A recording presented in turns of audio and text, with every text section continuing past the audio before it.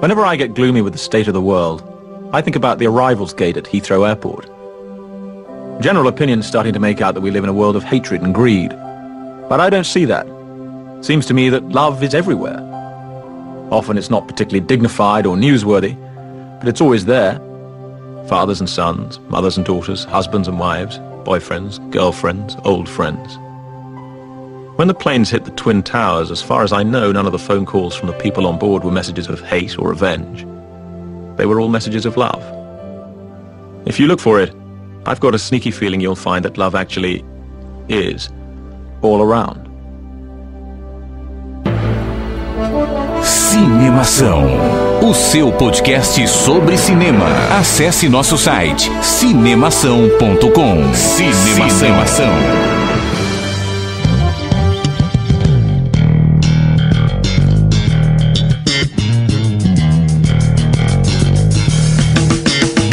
Seja bem-vindo ao podcast Cinemação número 115. Eu sou Rafael Arinelli. Não compre drogas. Vire um popstar que vão te dar de graça. Eu sou o Daniel Cury e acabaram de roubar a minha frase. Mas tudo bem, porque a vida é cheia de complicações e interrupções, como verdade. Disse o Rodrigo Santoro. Que era a minha segunda opção de frase. Em uma das 5 frases que ele falou. Então, mas pô. A outra foi I am Groot. Aqui é o Henrique Risato e no Natal a gente sempre fala a verdade. É verdade. Só no Natal. Por isso explica muita coisa, né? Explica, porque eu enrolo vocês o ano inteiro e vocês não me veem no Natal, eu não preciso falar a verdade. Pois é. Muito bem, estamos reunidos hoje no penúltimo podcast do ano com o time titular do podcast Cinemação para conversar sobre simplesmente amor. A gente pensou, vamos fazer um podcast natalino, vamos falar sobre filmes de Natal, vamos falar sobre não sei o que, vamos falar sobre aquilo, sobre... No fim chegamos a Simplesmente Amor, né? Que é um filme que sintetiza muito bem o sentimento natalino e além de tudo ele tem aí uma história muito legal para ser contada também, né? E que já entrou pra lista, já é considerado por muitos como um novo clássico de Natal. Na Inglaterra, ele é tipo... Teve uma época que no Brasil tinha o Esqueceram de Mim, todo Natal passava. Agora acho que nem tanto. Ele virou isso assim na Inglaterra. Ele passa todo Natal, é o filme pra dar o clima de Natal pras pessoas e tudo mais. E eu acho que ele é um filme muito bom. Então ele é um novo clássico, assim, né? Um novo... Assim, é aquele filme pra você ver sempre. E ele é feel good, né? Você termina ele se sentindo bem, termina de ver o filme com sensações a minha boas. comédia romântica favorita. Vamos assistir um romance. Tá. Simplesmente Amor. É o único que eu gosto, assim, na verdade. E o legal é que não é o único que eu filme... gosto, mas é o que eu mais gosto, vai. Ele é um filme de romance, ele é um filme natalino, ele é um filme que conta também um pouco sobre as histórias humanas no dia a dia também, né? Então isso é legal dele, é um filme... a gente pode dizer que é um filme adulto, né? Um filme natalino adulto, assim. Ele não fica com aquela coisa piegas, infantil, muito... E quando é de um jeito legal, é de um jeito que você entende, tipo, o cara mal conhece a mulher, se apaixona e vai lá se declarar em Portugal, e você fala, beleza, tá tudo bem. É verdade, porque ele é um filme assim, tipo... É esse o propósito dele. Então ele tem esse propósito e ele funciona desse jeito. Na verdade, no fim das contas, eu acabei descobrindo que ele vai para uma colônia portuguesa no sul da França. Sim, é isso mesmo. Mas a gente vai falar sobre isso daqui a pouco, logo depois do quadro Repercussão. Agora no Cinemação. Eu começo, então. Repercussão. E eu me surpreendi com o filme. Repercutindo o que rolou durante a semana. Repercussão.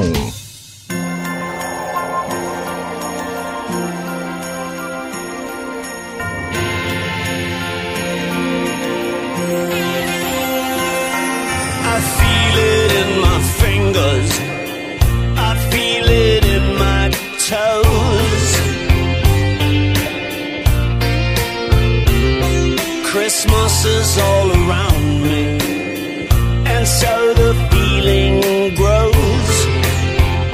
Repercussão mais do que especial esse, o penúltimo Repercussão de 2014, e ele vai voltar só mais uma vez esse ano, então você pode pular ele, é óbvio, né? Mas é sempre legal quando a gente tem comentários muito legais para ler, como a gente tem hoje, né? Então, Dani, relembre as pessoas como que elas fazem para entrar em contato com o Cinemação e mandar sua mensagem para que seja lida no podcast 116, no último podcast do ano. Tem que aproveitar e mandar logo. Ouvir o podcast e já manda, porque senão a gente não vai ler, a gente vai ser chato, porque... E vai guardar só pra 2015, daí vai que acontece alguma coisa, uma tragédia, né? Então é bom mandar logo. Então mande o seu e-mail para contato@cinemação.com, desejando Feliz Natal pra gente, porque a gente merece que você deseje Feliz Natal. E também que a gente tenha um Feliz Natal. Não que a gente mereça um Feliz Natal. A gente merece que você mande Feliz Natal. É o mínimo, né? Se a gente vai ter um Feliz Natal ou não, depende de cada um de nós.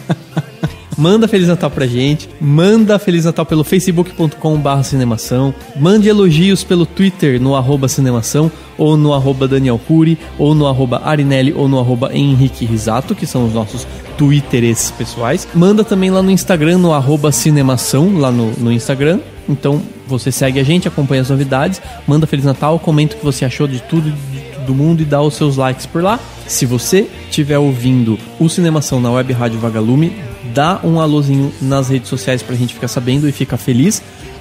Porque, afinal de contas, os podcasts do Cinemação está sempre ao ar toda semana na Web Rádio Vagalume, toda sexta-feira às 10 horas, com reprises aos sábados ao meio-dia. www.webradiovagalume.com é o endereço onde você ouve um monte de coisa legal e mais o podcast do Cinemação. É bom lembrar também, né, todo mundo, que, como a gente está falando, esse é o penúltimo podcast do ano. A gente vai parar no dia 19, sai o último podcast. O Henrique já deu até um spoiler no último podcast falando qual que seria o tema.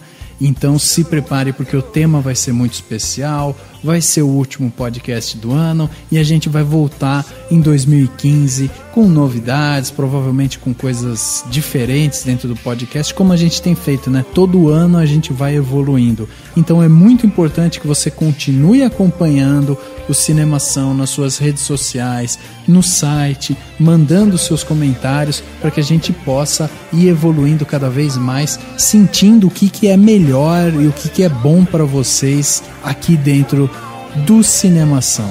Então não esqueça, próxima semana, último podcast Cinemação de 2014. Bom, o meu comentário foi escrito pela Milka Ramos, é uma fã aqui do Cinemação, e que pelo jeito é a primeira vez que ela vai conseguir escrever para nós, né?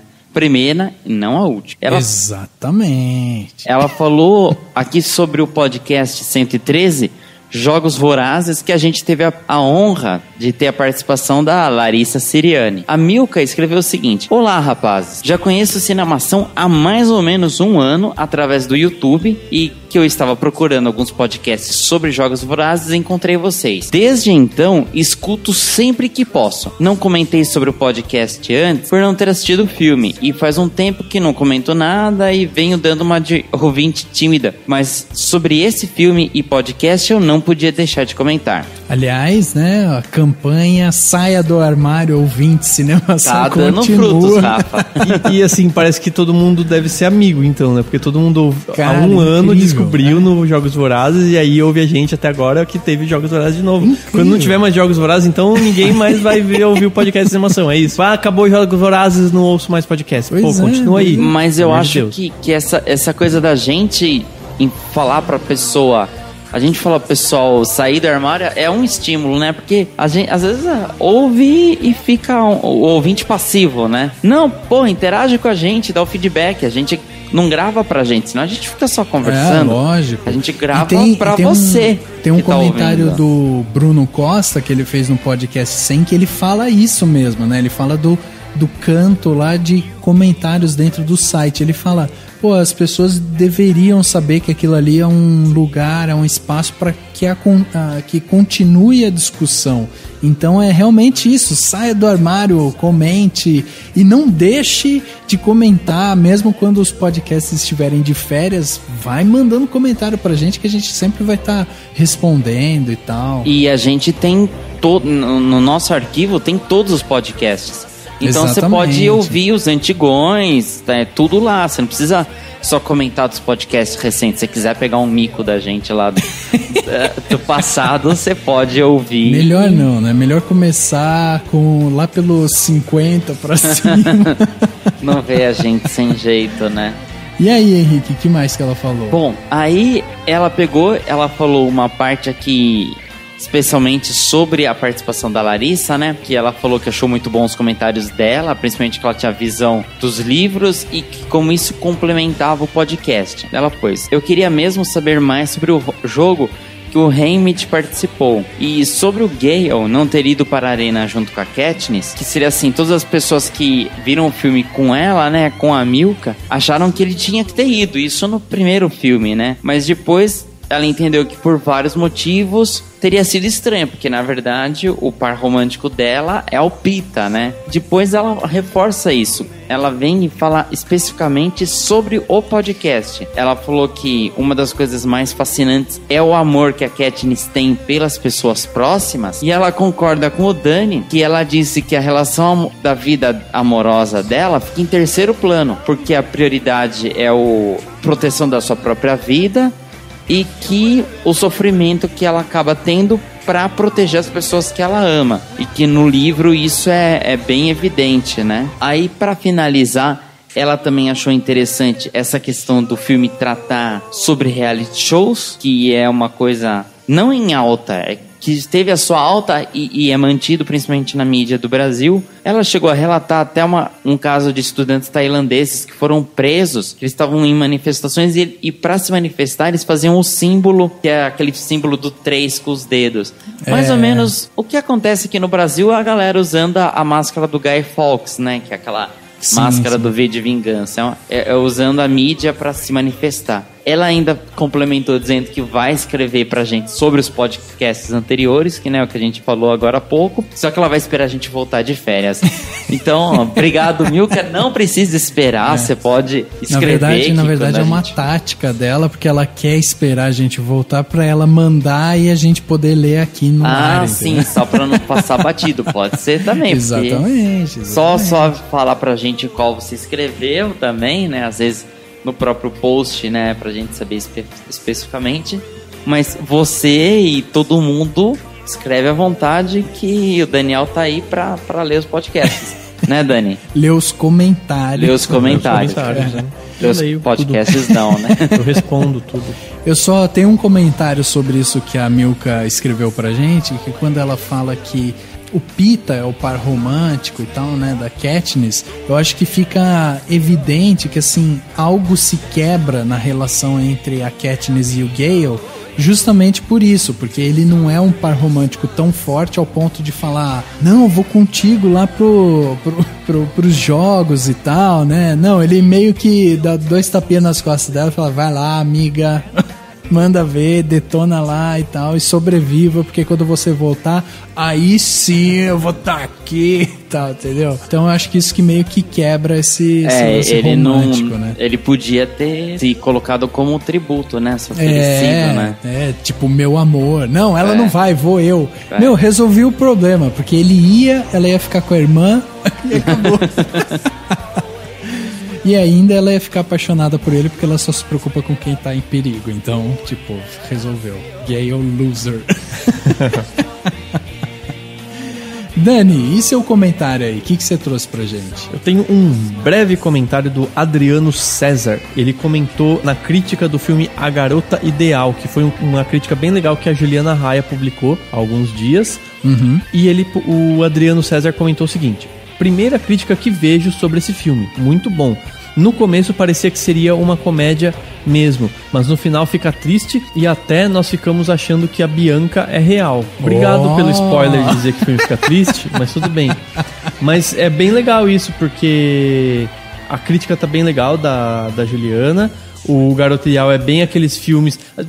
É bem legal, assim, o Ryan Gosling é um ator que não faz filme besta, né? Os filmes que ele faz são, no mínimo, interessantes. Ele sabe escolher muito bem. Então, ao ver... Eu, pelo menos, vejo assim. Se é um filme que o Ryan Gosling escolheu, alguma profundidade ele vai ter. Que é o caso, inclusive... Vou até deixar um elogio para um podcast de terceiros, assim. Tem um filme com ele também que é o mesmo esquema, né? Que esse. Parece uma coisa e no fim é outra. E tem o filme Blue Valentine, que é o Namorados para Sempre. Sim, sim. Que também é com o Ryan Gosling. E daí muita gente vê e fala assim, é comédia romântica típica. E não é, ele é bem diferente, ele é bem mais denso, bem mais profundo. Então é bem legal isso, gostei bastante do comentário. E aí o elogio que eu ia deixar é porque tem um podcast recente lá do Cronologia do Acaso, que o Emerson, que gravou até um podcast com a gente sobre viagens aqui no Cinemação, ele tem esse podcast e eles fizeram um sobre o Blue Valentine. Então fica assim uma dica legal. E daí eu encavalei um monte de coisa junto, mas é isso. E eu vou deixar também outra dica, porque eu acho que é muito... Obviamente não deve ter a mesma carga dramática, né, que esse filme, mas aquele filme O Amor Pede Passagem, com a Jennifer Aniston e tal, que a gente já comentou há um tempo atrás aqui, é um filme desses, assim, que ele tem uma linha de comédia, aí ele tem uma linha de romance, ele chega a ter pontos que você acha que ele vai ser uma galhofa, e aí ele começa a trazer alguns pontos mais sérios e tal, então ele acaba sendo um romance dramático e com esses toques de comédia muito interessante. E eu acho legal quando o filme ele consegue brincar com esses gêneros e te surpreende, né? Sim, eu acho que isso é muito legal. Ainda mais os desavisados que só vão lá, pegam, né, o filme, olham pra capa ou... A capa e o título, né? A capa, o título, o pôster e tudo mais, e vai ver. E a famosa dramédia, que muita gente fala, né? Que é drama com comédia. Que, se bem feito, funciona muito bem. É verdade. Bom, eu tenho um comentário aqui bem curto também, porque a gente quis focar também um pouco nesse comentário da Milka, que era um pouco maior, né, e tal. E aí o comentário que eu tenho aqui veio da Laís, pelo Twitter, e ela é o @LaísDD.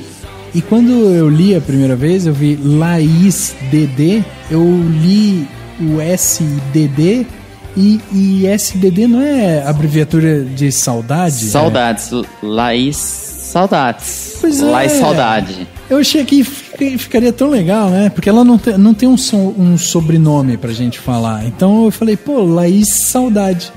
Laís Saudade, bonito. É né? Poético. No claro. Mínimo poético. Não sei se foi essa a intenção dela, mas ficou legal. E ela comentou no nosso último podcast, o podcast Cinemação 114, Profissão Técnico de Som, né? Que a gente gravou lá com o Luiz Panini, um podcast bem legal também, onde ele explicou um pouco sobre essa profissão.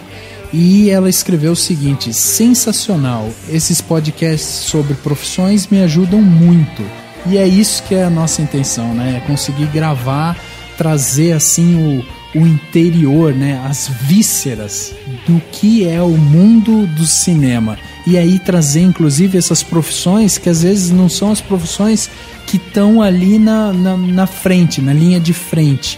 Porque quando você fala de filme, você pensa em diretor, roteirista, produtor. O ator em si, né? Ator, exatamente. Aí você vai parar pra pensar, o técnico de som. É muito difícil você pensar no cara que é o mixador ou sei lá o quê. Então essa que é a nossa intenção, e eu acho que tem portas abertas. O Luiz inclusive se mostrou muito otimista com o mercado também, né? Então, é legal, fica a dica aí, vai lá e escuta o nosso último podcast. E esse ano acho que teve uns 5 ou 6 podcasts sobre profissão, né? Dentro da área do cinema. É verdade. Vale um post depois, acho que eu vou fazer um podcast, um post, as profissões que a gente gravou, reunir tudo ali. Tem algumas do ano passado, né? Do roteirista que foi ano passado. Então não perca meu post, entre no cinemação.com diariamente, porque uma hora vai sair.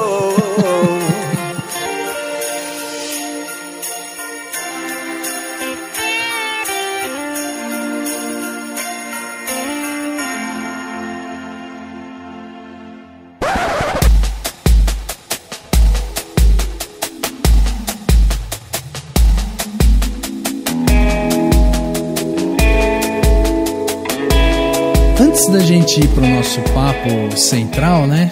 A gente fez a cobertura da Comic Con Experience, que foi a primeira vez que esse grande evento veio pro Brasil e tal.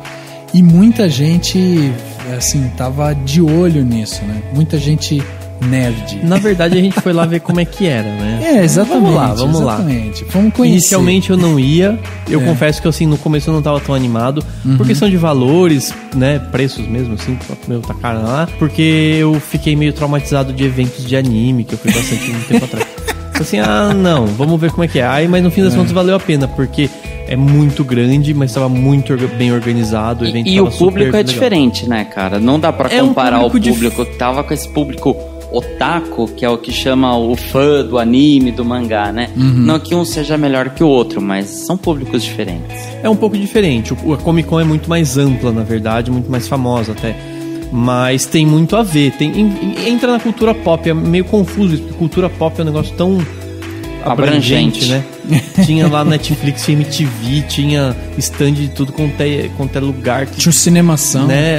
Tinha o Cinemação lá tirando foto. Tinha um Cinemação ambulante lá, né? Eu, o Daniel, o Cauê. Legal. Exatamente. Legal. A gente foi lá, se conheceu e foi nas palestras. Eu vou fazer artigos, quando sair o podcast, acho que os artigos já vão ter sido publicados. Legal. Espero, não vou prometer porque... Não vou prometer, mas vai ter saído, sim, alguma coisa. E eu quero fazer um contando muito sobre uma palestra bem interessante que eu assisti. Na verdade, era porque dentro da Comic Con tem a Comic Con Summit, né? Que é como se fosse um evento de negócios, né? Business Summit. Como se fosse um evento de negócios dentro da Comic Con.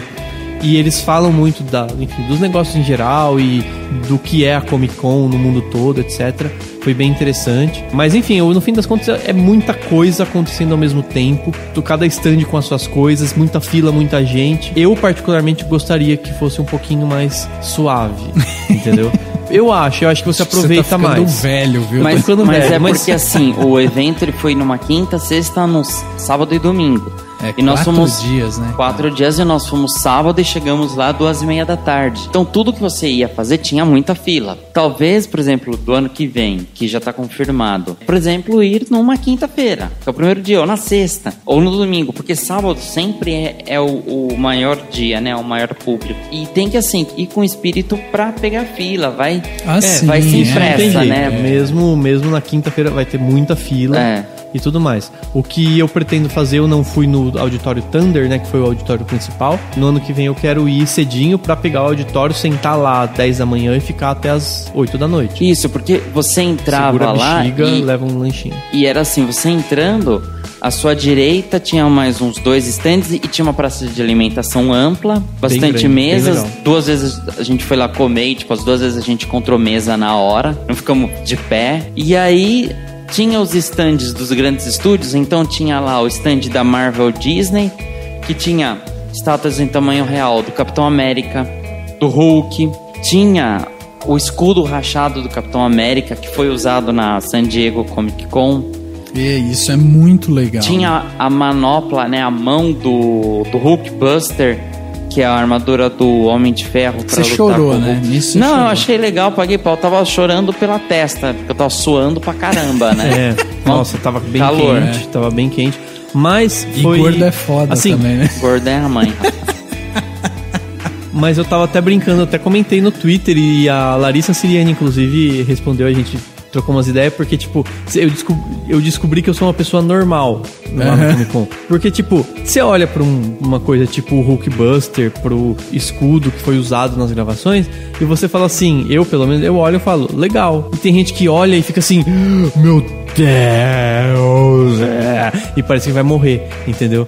E aí a gente brincou isso no Twitter, porque ela falou que ela é normal também, mas ela não foi. Mas, tipo... Porque pra mim é muito assim, tipo, legal, olha, legal, Netflix, né? Olha, legal, tipo, sei lá, o Netflix vestidas, olha, não legal. Não tinha muita coisa. Na parte de cinema... Não, eu só usei um nome aleatório. Assim, né? Mas na parte de cinema, tava legal essa parte da Disney, porque daí também tinha algumas coisas de Guerra nas Estrelas, né? Também de Star Wars. Na Fox, não tinha, assim, muita coisa de filme. Tava assim, um painelzinho de The Walking Dead, um painel dos Simpsons. O que tinha de filme era também o do Uma Noite no Museu 3, tinha lá um esqueleto de um Triceratops. Toda a parte da praça de alimentação, as escritas e as decorações, era tudo do Jurassic Park, o Jurassic World, na verdade, que é o filme que sai ano que vem. Quanto a estúdios, que mais tinha lá, Daniel? Bom, teve outras coisas interessantes, como a participação, por exemplo, do Jason Momoa, que vai ser o próximo Aquaman, né? Isso, o Khal Drogo do Game of Thrones. O Sean Astin, né? Sean Astin, que é o do Goonies e do Hobbit, e do Senhor dos Anéis, né? O próprio Edgar Vivar, que é o seu Barriga, e ele faz a dublagem de um personagem no Pinguins de Madagascar, na versão em espanhol, e também nos Minions. Ele faz um dos monstrenguinhos lá dos Minions também na versão em espanhol. Além disso, é legal você ir nesses eventos que você encontra várias personalidades, né, diferentes e tal. Sim. Então, por exemplo, daqui que gravou já com a gente, o Carlos Stefan tava lá, o Dudu Salles estava lá, o Cauê Petito tava lá. Então, tipo, o pessoal vai, o pessoal curte e tal, mas é isso que a gente tá falando. A pessoa tem que ter paciência, porque é fila pra tudo. É um evento que estava sendo muito aguardado pelo mundo pop, né, como o Dani falou. Sim. Então, era assim, pra vir pro Brasil, pra fazer uma convenção geek desse tamanho, é uma coisa que você precisa ter essa estrutura né? E é muito legal a questão da experiência. Provavelmente, porque assim, eu sei que eles tentaram com muitos atores, né? Muita gente muito famosa, sim. E nem todos toparam. Mas conforme o evento vai ganhando a importância dele ao longo do tempo, a tendência é que ele receba cada vez mais, vamos dizer assim, pessoas e eventos mais importantes. Então eu imagino que daqui a alguns anos, a Marvel ou a Warner Bros, ou sei lá, algum estúdio grande deixe pra dar algum tipo de notícia de lá. Mande um ator um pouco melhor. Mande um ator. Né? Não, o Jason Momoa é legal, mas assim, podiam mandar, sei lá, o Chris Evans, né, que faz o Capitão América. Podiam, sabe, se mandar algum dos protagonistas. Um ator foda lá, a Emilia Clarke, que faz a Daenerys no Game of Thrones. Então, é com o tempo, né? Não é do dia pra noite que você traz pro Brasil um monte de gente. Mas, e não necessariamente precisa ter gente de fora. Por exemplo, homenagearam o Maurício de Souza, que tava lá. Sim, ele foi uma baita de uma homenagem que ele teve em 2 auditórios, inclusive, em 2 momentos diferentes. Claro, imagina, é um evento essencialmente de quadrinhos, né? A essência da Comic Con é dos quadrinhos, porque inicialmente era só quadrinho. E o painel nada mais natural. Da Maurício de Souza Produções estava excelente. Eu fiquei lá um bom tempo, comprei coisas lá também. Tava de pau a pau com a Marvel, com qualquer outra desses quadrinhos aí, com a Livraria Devir, por exemplo. Exatamente. E assim, nada mais justo do que homenagear o Maurício de Souza, que é o cara responsável por, tipo, sei lá, introduzir os quadrinhos na vida de todo brasileiro. Acho que não tem nenhuma criança no Brasil que não tenha lido Turma da Mônica. Turma da Mônica, eu ia falar Cavaleiros do Zodíaco. Turma da Mônica. E que tenha assistido provavelmente pelo menos um episódio de Cavaleiros do Zodíaco. Não, a molecada de hoje não viu. Não. Mas tinha 2 armaduras de ouro de leão. Tinha coisa lá dos cavaleiros. Legal. Mas enfim, eu tô esperançoso de que no ano que vem, vai ser anual o evento? Enfim, no ano que vem vai ser maior, com coisas mais interessantes, até um dia que vai ser, quem sabe, tão grande quanto uma de San Diego, que a gente sabe que é a maior. Por ser o primeiro ano, eles já tiveram como patrocinadores oficiais o Cartoon Network, a Disney, a Fox, o Netflix, a Panini, a Sony Pictures, a Warner. Então eles já tiveram grandes patrocinadores. Por conta da marca, Comic Con é muito forte. Sim, exatamente. Então a tendência é que cresça mesmo. Quem foi, acho legal mandar pra gente sua foto, né? Manda aí o que você achou também da Comic Con, essa primeira experiência, né? E conta pra gente que dia que você foi. De repente a gente pode ter se esbarrado lá. A gente, que eu digo, é o Daniel e o Henrique, porque eu não tava. Não, ano que vem a gente vai todo mundo lá. Vamos. A gente vai estar até com um crachazinho pra vocês identificarem a gente. Exatamente. Valeu a pena então, né? Valeu a pena. Muito esperando ano que vem agora.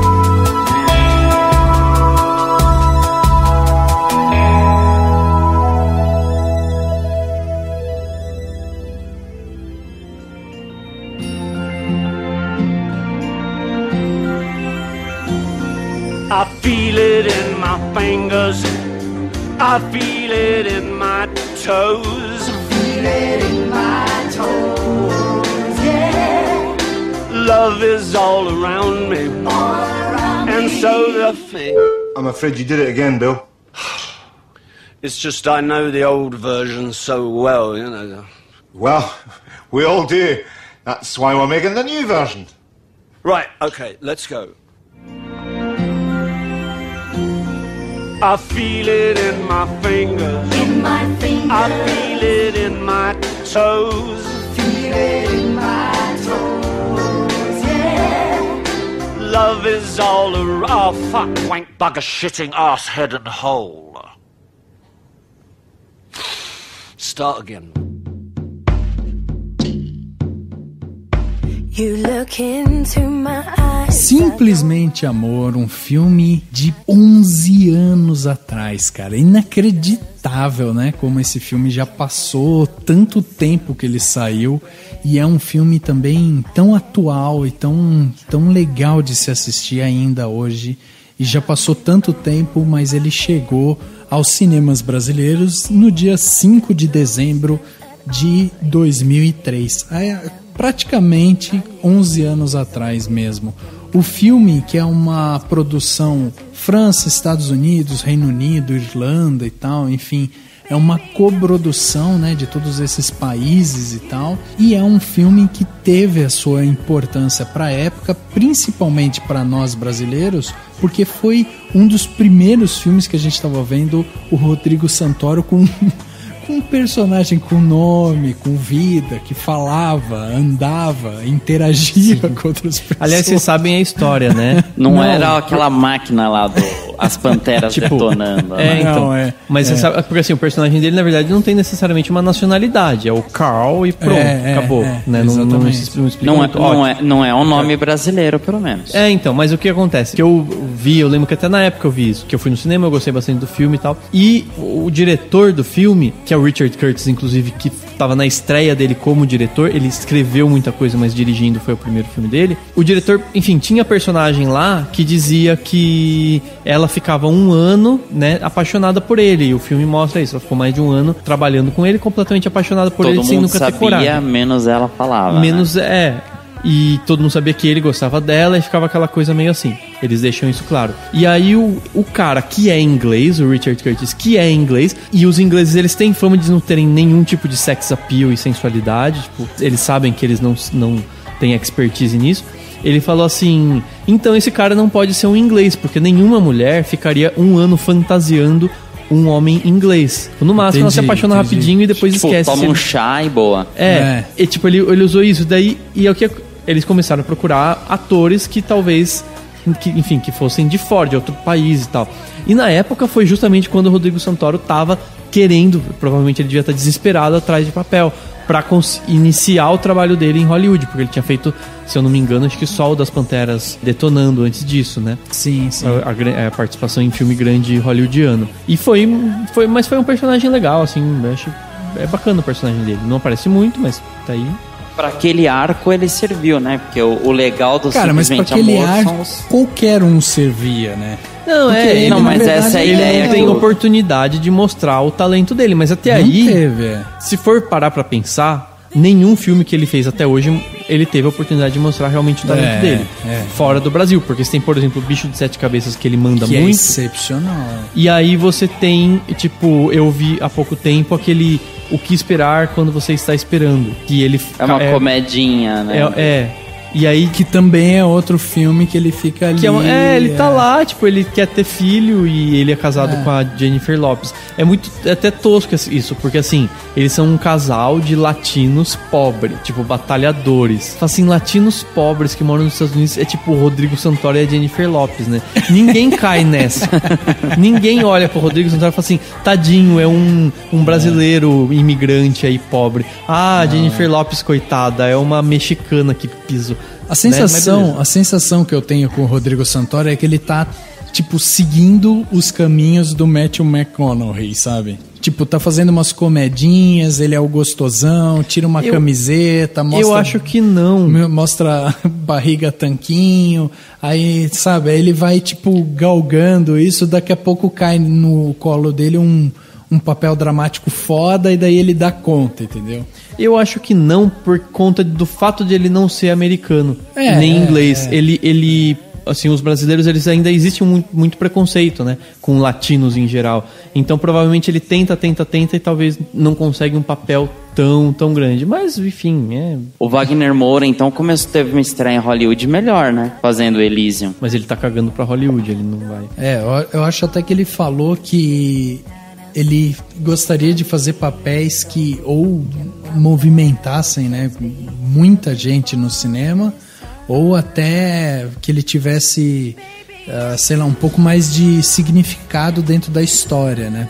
Acho que é por isso que o Dani até falou que ele tá cagando pro filme, porque, na verdade, ele, tipo, ele não tá desesperado querendo entrar no mercado e tal, porque ele sabe que aqui ele é forte também, né? Dani, o filme que tem aí o Rodrigo Santoro, conta com mais quem nessa parte técnica, né? O quadro técnico do filme. O filme Simplesmente Amor tem direção do Richard Curtis, que estreia na direção, mas que é um baita de um roteirista, né? 4 Casamentos e um Funeral, e produtor, inclusive, um lugar chamado Notting Hill, e mais um monte de comédias inglesas, né? Tipicamente britânicas, geralmente até com o Hugh Grant, e que são, enfim, são boas, de boa qualidade, não são comédias idiotas em nenhum momento. O filme ainda tem toda a música, a parte da trilha sonora composta pelo Craig Armstrong e a fotografia do Michael Coulter, que também é um grande parceiro do Richard Curtis nas comédias e nos filmes que foram produzidos e escritos pelo Richard Curtis antes do Simplesmente Amor.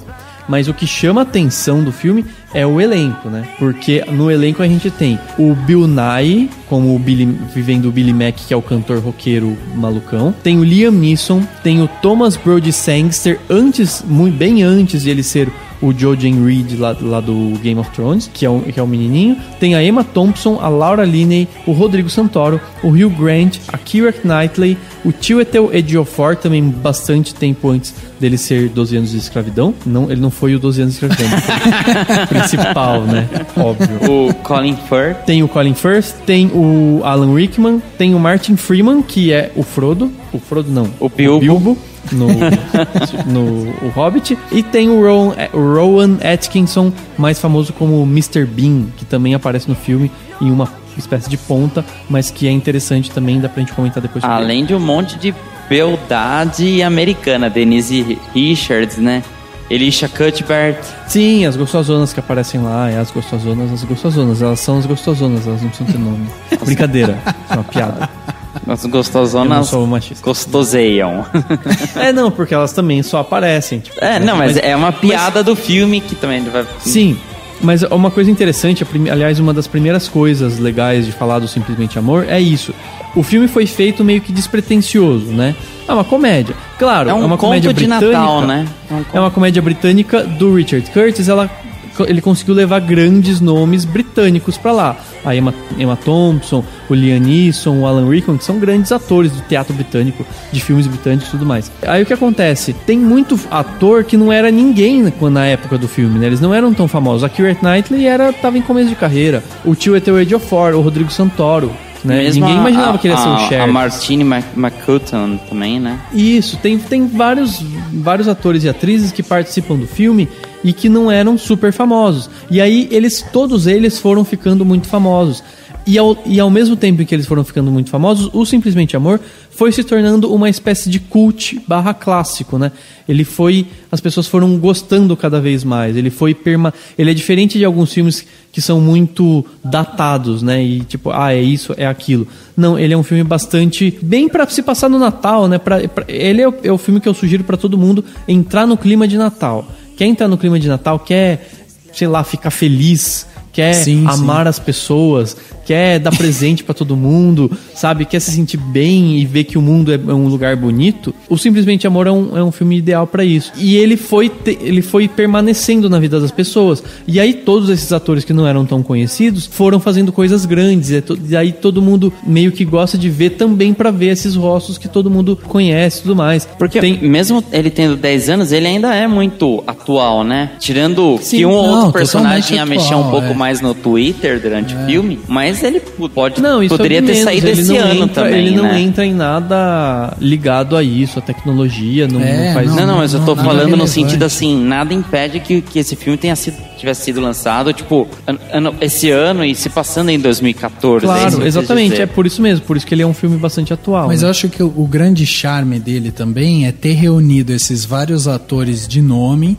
inclusive com um roteiro legal também, porque antes você até via muito desses atores, tipo, a hora que você via muito ator bom junto, reunido, você olhava e já falava, é Mercenários, de que vem uma merda por aí. Mas entendeu? Isso foi depois do Simplesmente Amor que começaram a lançar comédias em datas, tipo assim, Dia dos Namorados, não sei do que. Dia dos Namorados é a maior parte, mas tem um monte. Que daí tem 300 mil personagens. Mesmo de Réveillon teve um filme aí, acho que tem uns 3, 4 anos que saiu. Isso, exatamente. Do New Year's Eve. Isso, mas até o pôster é parecido. Eles até fazem isso. Eles acabaram querendo repetir essa fórmula. O que eu acho que eles não conseguem fazer é fazer a gente gostar dos personagens. Porque o Simplesmente Amor, ele dá um tempo pra você conhecer cada um deles e se sentir conectado com eles, mesmo os mais esdrúxulos, né? Que é o caso do rapaz que quer ir pros Estados Unidos pra pegar mulher, porque ele acha que o problema não é ele, e sim as mulheres britânicas. Pelo jeito é mesmo, né? Mas eu acho legal isso, porque o filme, ele é leve, mas ele tem críticas, né? Então essa crítica ao fato de os britânicos serem não muito ligados a sexo, existem pesquisas, inclusive, que dizem que o povo britânico é um dos que menos faz sexo no mundo, tipo, algumas horas por ano, sei lá. Mas por isso eles são tristes.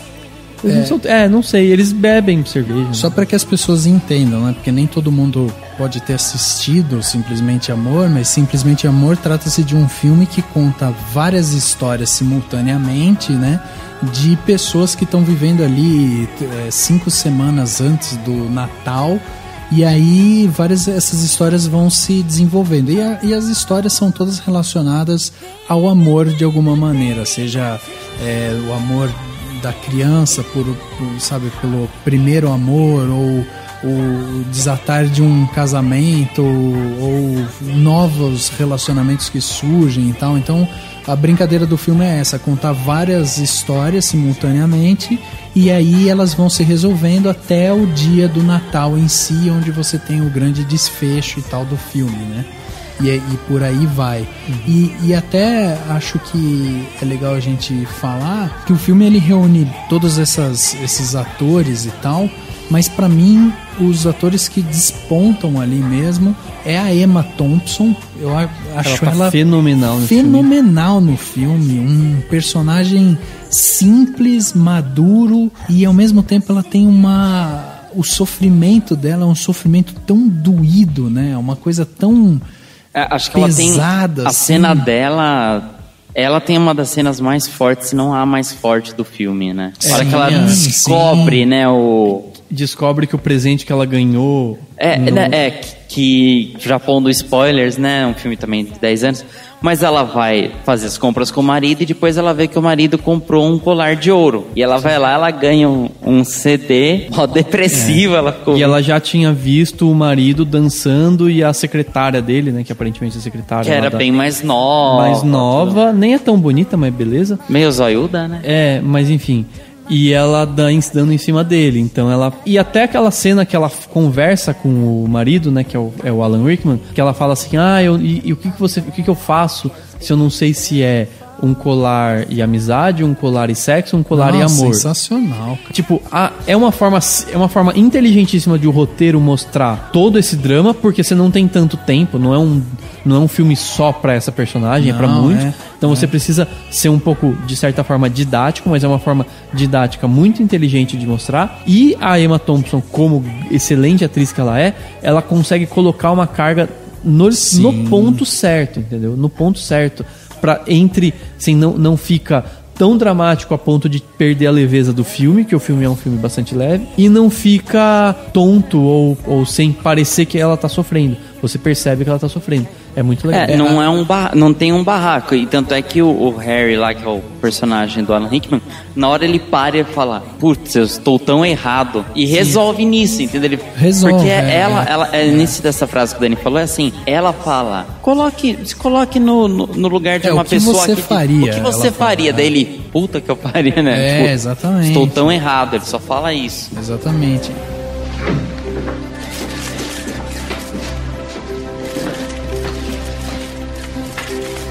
Yes, Peter.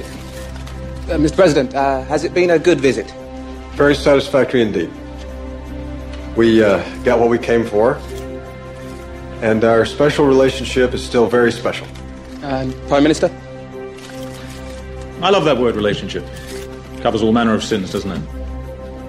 I fear that this has become a bad relationship. A relationship based on the president taking exactly what he wants and casually ignoring all those things that really matter to Britain. We may be a small country, but we're a great one too. Country of Shakespeare, Churchill, the Beatles, Sean Connery, Harry Potter, David Beckham's right foot, David Beckham's left foot, come to that. And a friend who bullies us is no longer a friend. And since bullies only respond to strength, from now onward, I will be prepared to be much stronger. And the president should be prepared for that.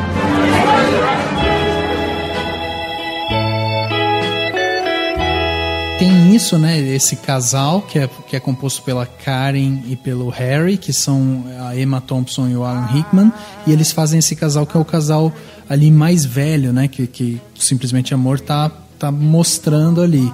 E ele tem esse flerte, esse encantamento por uma secretária que, obviamente, está dando em cima dele o tempo todo no filme, né? E ele acaba se deixando seduzir também por aquilo, né? E isso é uma coisa interessante, o tempo de tela. Porque o filme ele precisa ir dividindo em várias histórias em paralelo. E aí entra algumas coisas que eu não gosto no filme. Que por exemplo, não é um filme tão... Quer dizer, é um filme de 2h10, né? É um filme bastante longo. É uma comédia romântica. Mas tem que ser, porque tem muito personagem. Assim, são tantos arcos que ele não fica cansativo, né? Mas, porque por exemplo, mini arcos. O Martin Freeman, que é o nosso querido Bilbo agora, é um personagem completamente descartável no filme. Ele é um cara que... É a historinha mais fraca que tem. Mais fraca que tem ali é a dele. Ele não precisava estar no filme, ele não agrega absolutamente nada, assim. Ele tem o ar cômico, porque ele é um ator pornô, e ele acaba se apaixonando por uma atriz. Ele é um pornô. dublê, né? Ele é um dublê, ele não chega a fazer o sexo. Não chega a ser nem um filme pornô, né? É um filme que tem muita cena de sexo. Porn, né? E o trabalho dele, existe mesmo esse trabalho, que é o de pessoas que ficam num lugar dos atores, meio que fazendo movimento, enquanto testam as luzes, para que o ator não fique lá se desgastando, porque ele tem que descansar. Ainda mais cena de sexo, né? Enfim, não sei se não interessa. O fato é que a única coisa legal dessa história é que é tipo assim, eles se tocam e conhecem o corpo um do outro, mas não tem o lado emocional, e só no final eles conseguem mostrar que um tá gostando do outro. Eles vão se conectando depois. E o legal dele, né, que do arco dele, é porque mesmo ele tendo esse trabalho que requer total falta de inibição, ele é um cara extremamente tímido, porque ele demora pra se declarar, ele fica Os dois são muito tímidos.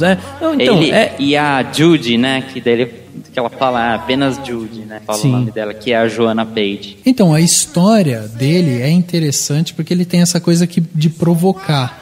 Mas aí ele perde um pouco esse fio, entendeu? Porque enquanto você tem histórias ali que elas vão se conectando de alguma maneira, essa é uma história que está completamente desconectada do resto, dos outros personagens. Ele só no final descobre que ele é amigo do Peter, que é então, mas até aí, tipo, grande bosta. 10 mil amigos, né? Exatamente. Tipo, aí é isso que, assim, tá bom, legal, tem essa mensagem interessante e tal, mas... Logo no começo já atores mostra... pornôs podem ser tímidos. Depois a gente tem um outro personagem grande dentro do filme, que é o personagem do Hugh Grant, que é o primeiro-ministro, né, na verdade, que ele tá fazendo ele ali. Ele acaba de tomar posse, né? Não. E aí tem uma coisa que me chamou a atenção no filme, porque é um filme britânico, mas eu percebi claramente críticas muito fortes aos Estados Unidos. Ah, sim. Primeiro, na verdade, um presidente completamente boçal, um cara que nojento. um cara fretado arrogante. pelo Bob Thornton. Ele é um político duro, né? Ele já chega falando: você me desculpe aí o jeito que a gente negociou, mas eu não tenho espaço para ser flexível, eu preciso ser duro, eu tenho objetivos a cumprir, eu vou cumprir e tal. Aí o cara é casado, dá em cima de uma mulher que trabalha ali junto com o primeiro-ministro. Daí o primeiro-ministro já dá uma declaração do tipo: não somos mais amigos, acabou essa amizade entre Grã-Bretanha e Estados Unidos. Então, nisso entra, porque na época, se eu não me engano, é porque atualmente é o David Cameron, na época era o Tony Blair. E o Tony Blair, ele era muito subjugado aos Estados Unidos. Então é como se o Richard Curtis também estivesse criticando o primeiro-ministro do Reino Unido, dizendo, que era submisso, você devia, submisso, assim, muito, fazia tudo que eles queriam. E assim, recentemente eu até coloquei na crítica, porque eu escrevi, faz mais ou menos um ano que eu escrevi a crítica do Simplesmente Amor, Cinemação, e eu, na crítica, eu até coloquei o link para uma matéria que fala sobre um discurso do David Cameron, que é o atual primeiro-ministro, em que ele faz um discurso muito parecido com esse com o que o Hugh Grant faz, entendeu? Ele fala que é um país pequeno, mas é o país do Harry Potter, do David Beckham. Do pé direito do David Beckham e do pé esquerdo do David Beckham. Então. Ele fala dessas coisas. Ele fez um discurso parecido, muita gente comparou. Então, muito provavelmente o David Cameron tem um posicionamento um pouquinho menos submisso aos Estados Unidos. Não, e tanto que quanto o personagem do Hugh Grant, ele toma a posição de ser um cara que, tipo, não vou mais ser submisso aos Estados Unidos, ele se transforma num herói nacional, assim. A galera olha pra ele com orgulho e tal. Sim. Ele acaba sendo um cara que, sabe, virou ali um símbolo mesmo, né? Então, e fora essas outras coisas, né? Tipo assim, você tem um personagem que o cara pega e fala: não, o problema são as mulheres inglesas. Aí a cena que ele pega e ele vai pros Estados Unidos é uma cena completamente, pra não dizer ridícula. Todas as americanas clichê. Mas é um clichê que funciona porque não, é um clichê, é um clichê crítico, trocado, né? Porque eles falam sempre assim, se um filme americano mostra um inglês, vai ter alguma coisinha do tipo a hora do chá, ou o cara mais pomposo, digamos assim, que é aquela visão que a gente vê muito em filme dos caras tirando sarro dos ingleses. E pros ingleses, assim, a americana é tudo, tipo, sei lá, promíscuo, né? As garotas são fáceis e tudo mais. E é o que ele... É uma cutucada, é uma outra cutucada. Não, então, é uma cutucada. Ele pega, assim, um arquétipo de americano, e aí ele pega um menino, tipo, típico inglês, que é branquinho, loirinho... Cristão, sabe? né? Que leva lá pros Estados Unidos, o cara entra no primeiro bar e encontra, tipo, 4 mulheres bonitas que já querem levar ele pra casa, que não sei o quê, e, tipo, é tudo fantástico, é incrível. Então, tipo, chega a ser uma cena boba, até infantil, sabe? É o mais pastelão do filme, assim, é o mais irreal. Na verdade, eu acho que é uma outra trama que também, se tivesse fora, não faria tanta falta. Exatamente. Ela é pra deixar mais zoado, assim.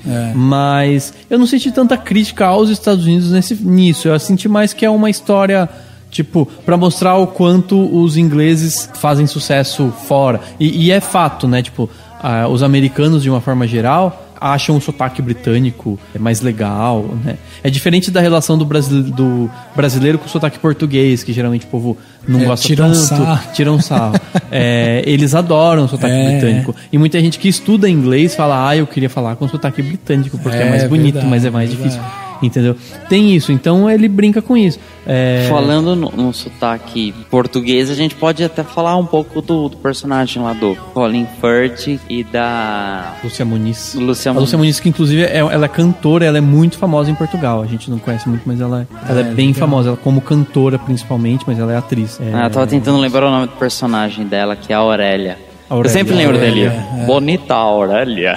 Ele vai falar. Essa é uma história já bem legal, eu acho. Bem legal. Então, que até daria um filme inteiro só pra ela, né? Sim, nem precisa, porque ia ser um filme bem clichê também, né? Agora, assim, o que eu acho interessante é que ele belisca outra história dentro do próprio filme, né? Porque, por exemplo, o Colin Firth, ele faz o Jamie, e o cara, ele começa o filme totalmente apaixonado por uma mulher, e não sei o que, descobre que ela tá traindo ele com o irmão. Isso. E o filme, ele vai dar uma beliscada... O irmão dele, porque não é Game of Thrones. Né? Exatamente, o irmão dele, Por mais que tenha o ator do Game of Thrones, né? E ele vai dar uma beliscada lá na história lá da Keira Knightley, que é justamente isso, né? O cara que é tipo o melhor amigo, que também tá apaixonado pela mulher, então, belisca a mesma história. Então, são essas pequenas repetiçõezinhas, assim... ou às vezes essas coisas desnecessárias que às vezes me incomodam um pouco dentro do roteiro, sabe? Porque a hora que você vê que ele foi traído lá, o irmão de sangue dele tava lá com a esposa dele. Aí depois você vê que o melhor amigo do cara tá apaixonado pela outra menina. Mas em nenhum... Mas esse... defendendo o coitadinho do Rick Grimes do do The Walking Dead, né? O Mark, né, que é o personagem da Andrew Lincoln, ele em nenhum momento ele tenta pegar a Juliet, que é a personagem da Keira Knightley. Ele faz uma declaração super bem bolada assim no Natal, mas ele simplesmente fala o que ele sente. Sim, em nenhum momento ele fala, larga do meu melhor amigo, e depois a gente vê que realmente ela deu um selinho assim do tipo de Feliz Natal, né? Mas isso eu achei legal, porque ele amava ela, a Juliet, mas ele ama o Peter também, que é o personagem do Ejiofor, que é o melhor amigo dele. Então, assim, eu não vou ferrar com o meu amigo. Não, por isso que eu falei que a história uma belisca a outra. Isso. Elas não são iguais. Elas sim. Mas o que eu gosto é que o filme ele mostra o suficiente pra você entender. Então, por exemplo, mostra o Colin Firth chegando em casa, descobre que a mulher dele tá com o irmão, pronto. Ele tá indo pra França, escrever o livro porque ele tá... Claro, ele amava a mulher, né, completamente. E aí ele tá indo lá, tentando se curar disso e se afastar um pouco de tudo isso. E aí tem vários pequenos elementos. Porque, por exemplo, ele chega lá, entra uma senhora francesa, né, que, enfim, deve morar lá perto. E ele conversa com ela, porque, ele provavelmente é casa de veraneio dele, sei lá. Aí ele conversa com ela, ele fala, né, que a esposa não tá. Daí ela fala assim, eu devo estar triste ou não estar triste? Aí ele fala assim, eu acho que você não está surpresa. Exatamente. Todo mundo sabia que ela chifrava ele, sei lá, uma coisa assim.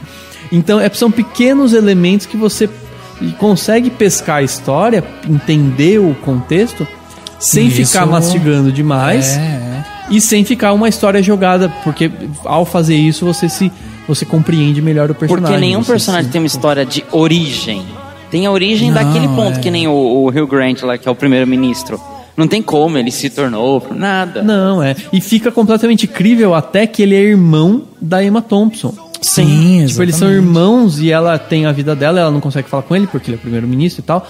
Fica completamente crível. Ninguém fica assim, mas como que ele pode ser irmão e não tem problema nenhum. Não, faz sentido dentro desse universo, dentro desse ambiente feel good, né? Esse ambiente de um filme simpático e alegre e tudo mais. Ainda bem que Simplesmente Amor não foi escrito pelo Henrique, né? Porque ele ia querer mostrar a origem de cada personagem. O Henrique, imagina... O Henrique seria uma mistura... O Henrique seria uma mistura do Richard Curtis com o Peter Jackson. Ele ia fazer um filme de 3 horas pra cada personagem. E tudo assim, 3 horas e começa e mostra desde que ele nasceu até chegar lá. O voo, né? Quando eles vão mudar de país. E aí a gente tem outro personagem também interessante, que é o personagem do Lionel Nilsson, né? Que é o Daniel, que é um cara que... Lionel Rich, aquele cantor. Liam Neeson. Neeson. A gente tem o personagem do Liam Neeson, que é um cara que se chama Daniel, que acabou de perder a esposa. E aí ele tá vivendo uma nova história dentro da vida dele, que é esse amor pelo filho que era da esposa, né? Porque ele é o padrasto. Ele é o padrasto do menino. Isso, que é o Thomas Brody, né? Que a gente falou que é o do Game of Thrones. E eu acho que essa é uma das histórias mais interessantes dentro do filme, porque ele é o que destoa um pouco do resto.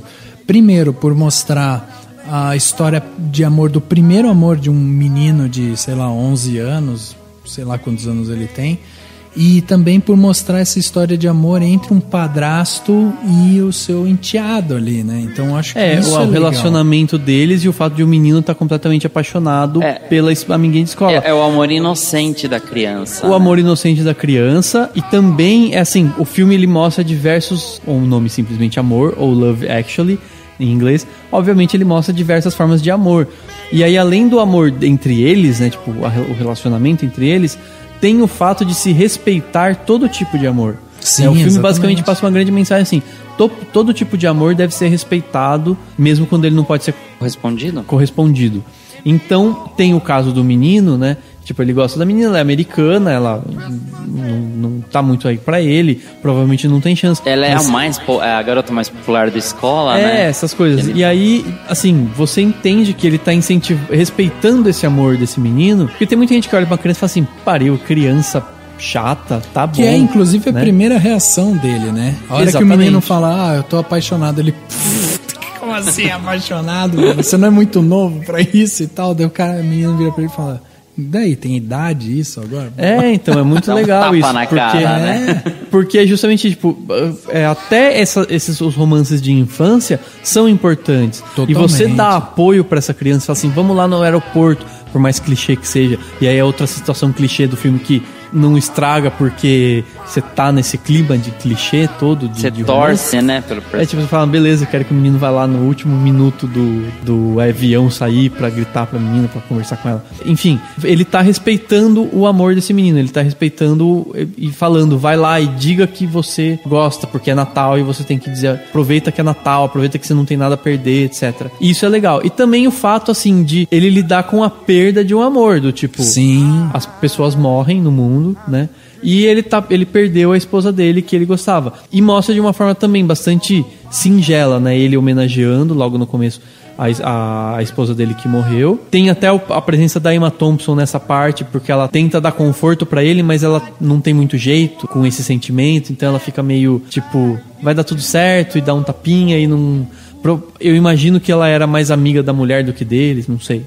Dá a entender isso também, que as mulheres que eram amigas. Uma amigas. Enfim, aí tipo, tem esse monte de detalhes assim, né? Mas é muito legal isso, o fato dele respeitar esse amor desse menino. E é legal que ele sempre falava assim, que ele só ia ficar com outra pessoa se ele encontrasse a Claudia Schiffer, né? É verdade.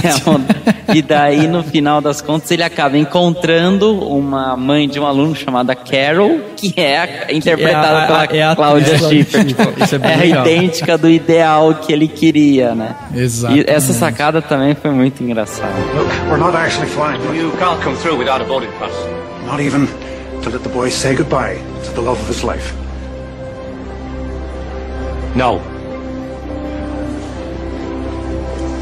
I'm sorry, Sam. Boarding pass, sir? Sorry, would you mind hanging on to that? Unless... Do you want to pick a run for it? Hold on to that as well. You think I should? Yes. No, I must have left them where I was having a cup of coffee. I'm sorry.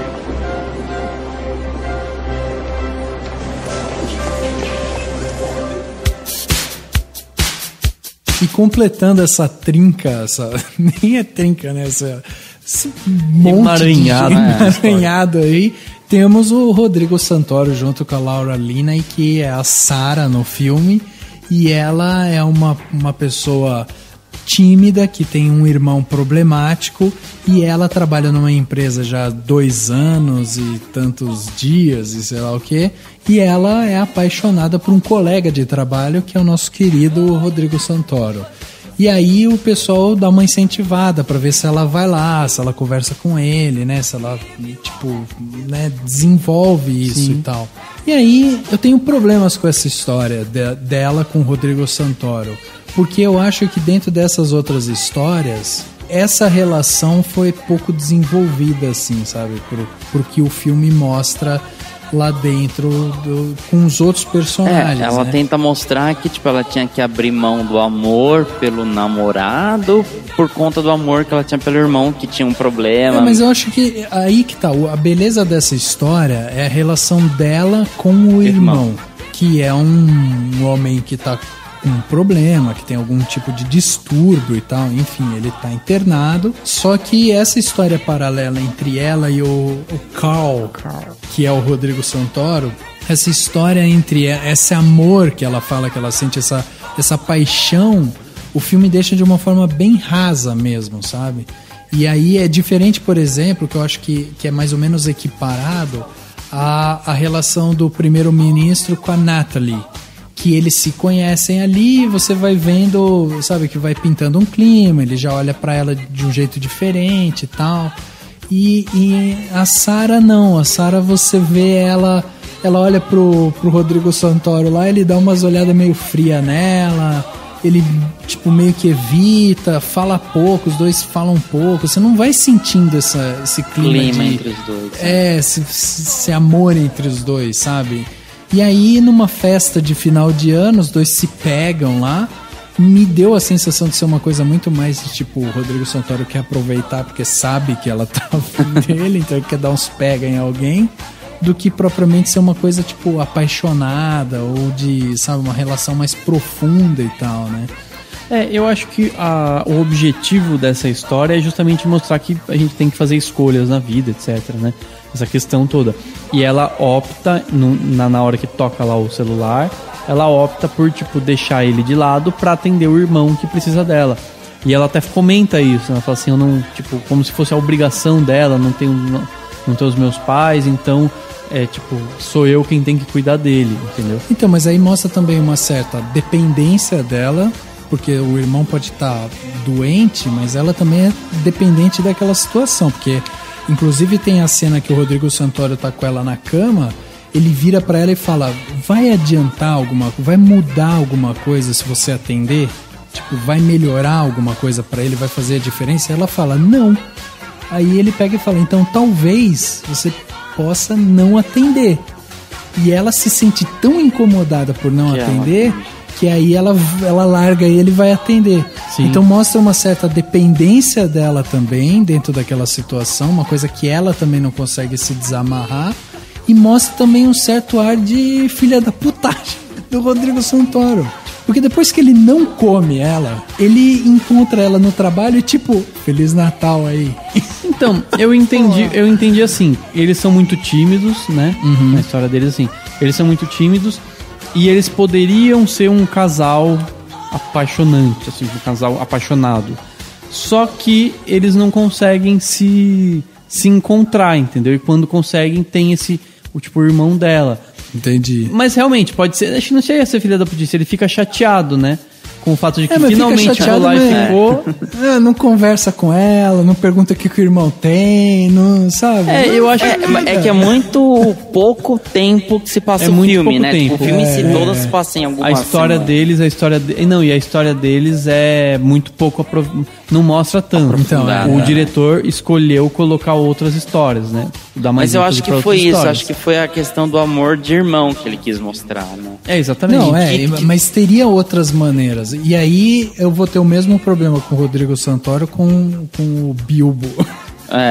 Eu acho assim, o personagem do Rodrigo Santoro é totalmente descartável, entendeu? Ela não precisava estar apaixonada por ninguém, ela poderia simplesmente ter esse relacionamento com o irmão. Mas o Rodrigo Santoro mostra essa impossibilidade dela de ter relacionamentos com outras pessoas, porque o irmão exige. Só que mostra que o irmão tem um problema psicológico e até físico, né? E tem alguma coisa, só que mostra que ela também tem algum tipo de problema, porque ela é apegada àquilo ao ponto dela não conseguir falar, uma noite eu tô com um cara que eu tô apaixonado há 2 anos e vou aproveitar. Então tem um pouco disso. Por isso que eu falei que eu tenho problemas com essa história dentro do filme. Faltou desenvolvimento, né? Sim. Faltou algo mais. É diferente da história do Martin Freeman com a mocinha lá, que é mais fraca, não tem muito que você extrair daquilo, é simplesmente a piada, né, que eles são atores pornô, de eles serem tipo quase um ator pornô e tímidos e dar um beijinho no final. Sim, é. E tem a história lá do Colin, né, que é do tipo mais fraca porque só uma comédia esdrúxula, né, pra permear lá a história, a trama toda do filme. Exatamente.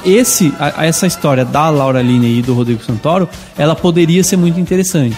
Poderia. Só que ela não tem tempo de... É diferente. Tipo, se você desse mais tempo de desenvolvimento pro Martin Freeman e lá pro Colin, grande coisa, ia continuar chato.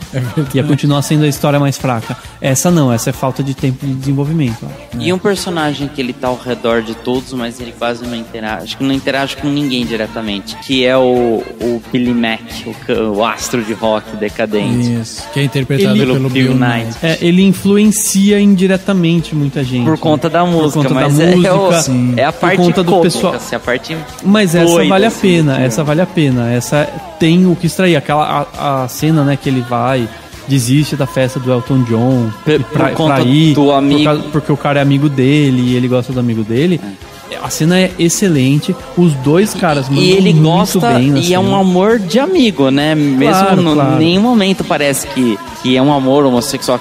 Não, mas não é. Mas é difícil um homem, um amigo olhar pro olho do cara e falar, você é meu amigo, eu te amo, entendeu? Sim, mas justamente por isso que eu acho que a atuação deles foi muito boa. Porque você vê que são tipo um roqueiro e o veiaco, né?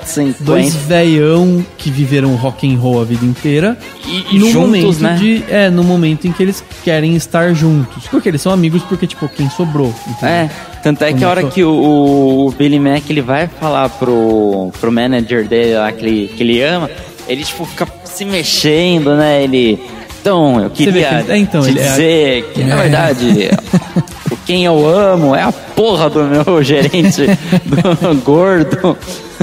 Então, isso que é muito legal, assim. Mas, essa história dela ela tem a sua profundidade, ela tem a questão de crítica, né, não só aos roqueiros que se drogaram e que ficaram velhos, etc., que tem vários na Inglaterra. Também é uma crítica também às musiquinhas pop de hoje em dia, né? Ele vai lá, ele tira sarro das boy band e tudo mais, porque ele consegue ficar com a música na parada de sucesso. E ele é o personagem mais cartunesco, né, que você tem ali. É o personagem mais folclórico, assim, né? O cara que tá toda hora se movendo de uma forma diferente, tá falando de uma forma diferente. Ele acaba sendo o alívio cômico mais forte dentro do filme. Com certeza. Uma coisa que as pessoas precisam entender, assim, é que tem muitos países, na Inglaterra, Estados Unidos e tal, que existem hits de Natal. Os grandes cantores lançam singles de Natal. É, isso mesmo. Pra embalar o Natal das pessoas. No Brasil não tem muito isso. Eu descobri, inclusive, hoje, que tem um CD da Som Livre, lançado no ano passado, se eu não me engano, que tem várias músicas de Natal cantadas, tipo, pelo Michel Teló, Vitor e Léo, Gabi Amaranto, cantores muito populares do Brasil. E tem umas versões bacaninhas, assim, de música, tipo Noite Feliz, Jingle Bell, Bate o Sino, blá blá blá. Então tentam fazer isso. Tem aquele CD da Simone que todo mundo deve ter em casa guardado, porque bombou na época, mas isso foi tipo 95 que bombou, né? Eu lembro até hoje, infância. Então é Natal, tipo, quer deixar uma pessoa triste no Natal, é cantar Então é Natal pra Simone. Exatamente. Mas enfim, nesses países tem muito isso e daí eles brincam, né? E o filme foi muito inteligente de colocar aquela menina, que é uma menina americana, cantando aquela música, música All I Want for Christmas Is You, porque ela é uma música muito popular nos Estados Unidos. Exatamente. Então foi uma forma de agradar os americanos. Exatamente. Tipo, uma americana cantando essa música, e ela é meio Mariah Carey, uma mini Mariah Carey, que a música é famosa pela voz da Mariah Carey. Não sei se foi ela que gravou primeiro, enfim. Ele colocou isso, então ele brinca com isso e tem algumas músicas que tocam no filme que são bem britânicas, né? Bem inglesas. E a Judy, né, que é a namoradinha lá do John, então os outros, que é o Martin Freeman. A hora que ele, tipo, deixa lá na casa dela, ela fala, tudo que eu quero esse Natal é você. Daí ele sai, tipo, dá um pulinho, assim, da escada, ele cai, daí ele sai mancando, assim. Deve ter doído, né? Tá frio que tá. Isso então, que é legal, ela fala a frase que o que a menina vai cantar mais pra frente, né? E que todo mundo conhece, né? Isso. Assim, todo mundo canta, né? Acho que a gente ainda não explicou direito a questão da Keira Knightley, né, dentro do filme, que ela faz a Juliet e ela se casa com o Peter, que é interpretado pelo Chiwetel Ejiofor. E aí a gente tem ali o cara que é apaixonado por ela, mas que é o melhor amigo do Peter, que é o Mark, que é interpretado pelo Andrew Lincoln, que é o nosso querido Rick Grimes. Rick Grimes, exatamente. Também conhecido como o frouxo dos zumbis, né? Ele é mó da hora. Ele dá uns tiros nos zumbis. E aí a gente tem esse... Não chega a ser um triângulo amoroso, porque a história não se desenvolve. Mas você tem a clara impressão que se o Mark quisesse entrar pra valer ali, ele teria chances, hein? Então. Mas isso que é legal bonito, porque eles se odiavam, né? Não, quer dizer, Não se odiavam. Ele eram guardava uma distância. Mas a Juliet fala pro Peter assim, mas ele tá sempre longe, ele não me trata bem, porque o Mark não era amigo, não era assim. Não, ele, como o Daniel falou, ele guardava a distância, ele era até antipático com ela. Porque a forma dele se resguardar. Mas ele é o cara que faz a surpresa de tocar All You Need Is Love no casamento do cara, né? Isso. Então, e esse é um trio de personagens interessantes, porque você tem esse respeito, né, pelo Peter, que é o cara que tá casado ali com a Juliet e tal. E o Mark, ele é o cara criativo. E ele tem algumas cenas bem significativas dentro do filme, né? A primeira cena é justamente fazer essa surpresa no casamento, que é muito legal a cena. Depois você tem a cena de quando a Juliet descobre que ele tá afim dela, que ele tem essa paixão por ela e tal. É quando ela vai no apartamento dele e vê a fita de casamento. Só tem ela, basicamente. Só tem ela. E, essa resolução pro filme, pra mostrar que ele tá apaixonado por ela, é espetacular. Que é uma surpresa pra todo mundo, feito, né? A gente não sabe. E uma sutileza, um respeito muito grande, porque ele não chega lá e, vou te fazer uma declaração de amor. Não, ela descobre, ela enfia a fita lá e ela fala, só tem eu. E ele só filmando ela. Então, é muito respeitoso, é muito sensível, né? O jeito como isso é mostrado. E aí ele, não querendo deixar as coisas ruins, né? Ele acaba fazendo aquela declaração de amor por ela. Que é uma das mais famosas do cinema. Que é uma das mais famosas, exatamente. Que é ele no silêncio, ele quieto, colocando uma música... E ele vai trocando umas placas com alguns dizeres, ela vai lendo aquilo. E aí ele, sem falar uma palavra de novo, ele acaba já mostrando pra ela tudo que ele sente e tal. E aí no final ele completa com agora chega, agora já deu, agora eu vou parar. Em respeito ao Peter, né? Então isso e a gente vê que deu certo, porque eles aparecem os três juntos no aeroporto como amigos. Sim, né? Exatamente. Depois aparece, é bem legal. E o interessante dele falar, tipo, já chega e tal, também é porque, assim, que eu acho que é uma das grandes mensagens, né, do filme, que é o de você mostrar, dizer o que você sente.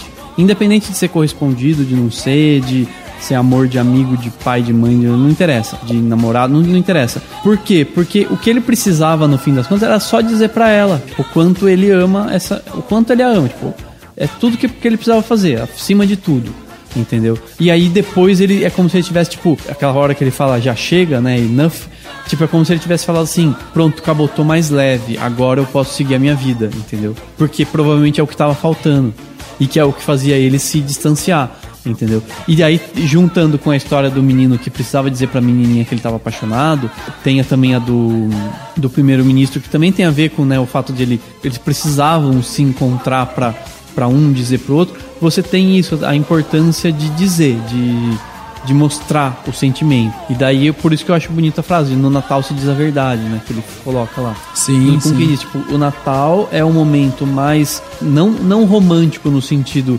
porque não é o Dia dos Namorados, né? É o Natal.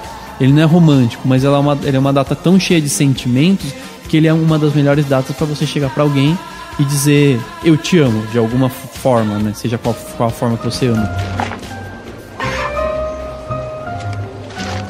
Could we be quite quick, please? Prontissimo. What's that? It's a cinnamon stick, sir. Actually, I really can't wait. Oh, you won't regret it, sir. Want to bet? It is but the work of a moment. There we go. Almost finished. Almost finished? What else can there be? You're going to dip it in yogurt? Cover it with chocolate buttons? Oh, no, sir. We're going to pop it in the Christmas box. But I don't want a Christmas box. But you said you wanted it gift wrapped. I did, but... This is the final flourish. Can I just pay? All we need now... Oh, God. There's a sprig of holly. No bloody holly. But sir... Leave it, just leave it. Acho que isso que é interessante também no filme é como ele bate em coisas clichês, mas ele acaba trazendo significado para aquilo. O próprio... No Natal você não pode mentir, você tem um momento família, você tem um momento de amor puro, onde você vai respeitar o próximo e tal. O filme traz todo esse sentimento para dentro dele, ele tem algumas coisas clichês ali dentro, mas ele é muito original também, porque encaixa, entendeu? Então mesmo essa cena que o Mark chega lá para se declarar para Juliet, é um momento que ele fala, não, no Natal a gente não pode mentir, então eu tô aqui para esclarecer a situação, não sei o que. Então, tipo, dentro daquilo faz sentido. Claro. E isso no filme é bem trabalhado, isso é bem mostrado, então acaba sendo uma coisa legal dentro do filme por isso, porque você acaba, né, sempre tendo essa argumentação, mas de uma forma muito bem amarrada. Então eu acho isso muito legal dentro do Simplesmente Amor. E se a gente parar pra pensar, cada história separada não daria um filme bom. Não daria. Jamais, né? Nem a do Colin Firth? Nem a do Colin Firth, nem a da Emma Thompson. Não dariam histórias boas. Ficaria, claro, talvez um filminho. Um curta-metragem. Talvez um filminho, mas assim, se você... Não, elas funcionam porque elas estão todas interligadas e estão caminhando em conjunto, né, com tudo isso. E é bem isso, porque é o crescente, tipo, começa 5 semanas antes do Natal, é um crescendo, né, até o Natal. Então, tipo, o sentimento natalino que vai crescendo, até chegar naquela coisa de aflorar mesmo, né? E uma coisa que eu acho que é importante da gente deixar claro, talvez, muita gente não tenha essa noção, pra nós brasileiros, o Natal, ele é muito família, né? A gente junta a família pra se empanturrar de peru e salpicão, entendeu? Mas é verdade. Dani Gordo. É isso aí. Mas é verdade, tipo, o Natal pra gente é isso. Pros americanos, essa data é o Ação de Graças, é o Thanksgiving. Pros americanos. Pros ingleses, eu acho que o Thanksgiving não é tão forte assim, é a Páscoa que é mais forte. Então é porque eles têm a quinta-feira, a sexta-feira santa, sábado, domingo de Páscoa e a segunda-feira de Páscoa, de feriadão. Então a Páscoa é a data de juntar a família, geralmente. Tipo, o domingo de Páscoa pra eles, que eu saiba, tá? Talvez tenha o Thanksgiving também. É esse dia. Então, pra eles, o Natal tem um sentimento um pouco mais solitário. Eles passam o Natal. É normal passar o Natal. Tanto é que a gente vê que eles não estão fazendo um jantarzão. Eles estão indo assistir a peça da escola. A peça da escola. Que tem polvos e baleias no meio do nascimento do Jesus. A peça da escola. É o dia que o casal fica em casa de boa. É uma noite pra pessoa, tipo, fazer uma janta. Alguns até, eles têm lá, eles mostram trocando presentes antes. Porque o presente mesmo vai ser trocado no dia 25, no dia de Natal. Sim. E não na noite de Natal. Na noite de Natal eles vão dormir cedo. O brasileiro que fica até tarde fazendo carnaval. Geralmente é isso. Eles acordam cedo no dia 25 pra pegar o presente embaixo da árvore. presente. Né? Exatamente. Muito então, é uma diferença. E se você compreende isso melhor, você entende um pouquinho mais do Simplesmente Amor. Porque você pega e fala, beleza, pô, a Juliet tava lá com o marido dela em casa, de boa, né? Tinha gente indo pra escola porque tinha apresentação. Na verdade, tinha 90% do arco do filme tava indo pra peça da escola, né? Exatamente. Tem o próprio Hugh Grant, antes dele decidir ir pra lá, ele tava sozinho. Pro lado sem graça do bairro chato, ele tava sozinho, ele ia passar a noite na casa oficial do primeiro-ministro, entendeu? Exatamente. Uma outra coisa que eu queria ressaltar aqui é justamente a direção, né, que a gente tem do Richard Curtis, né? É um cara que, tipo, até hoje ele se dedica muito mais à parte de roteiro mesmo, né? Tanto que ele foi o roteirista de Trash, que é o filme que hoje a gente tem aí com o Wagner Moura, o Selton Mello e tal, um filme que ele participou ativamente porque escreveu a história. Então é legal a gente ver que é um cara que continua ativo dentro daquilo ali que ele realmente percebeu que ele era bom, né? Então ele fez o Trash, ele fez, por exemplo, o Cavalo de Guerra, ele também escreveu. Então, ele é um excelente roteirista. Excelente roteirista. Ele é um diretor, ele não dirige tanta coisa, né?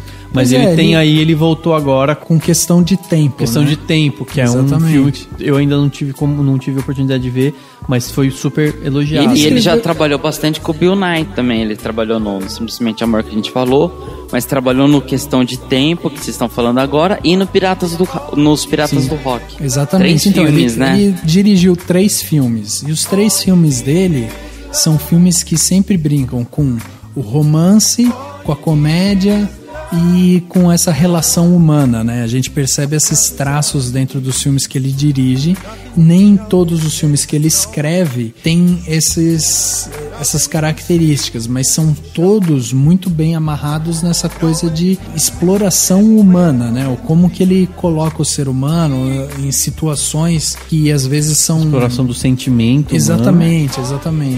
E todos são muito bem, a maioria, né? São comédias românticas, mas são filmes que te fazem se sentir bem, lidam com sentimentos bons. Exatamente. Né?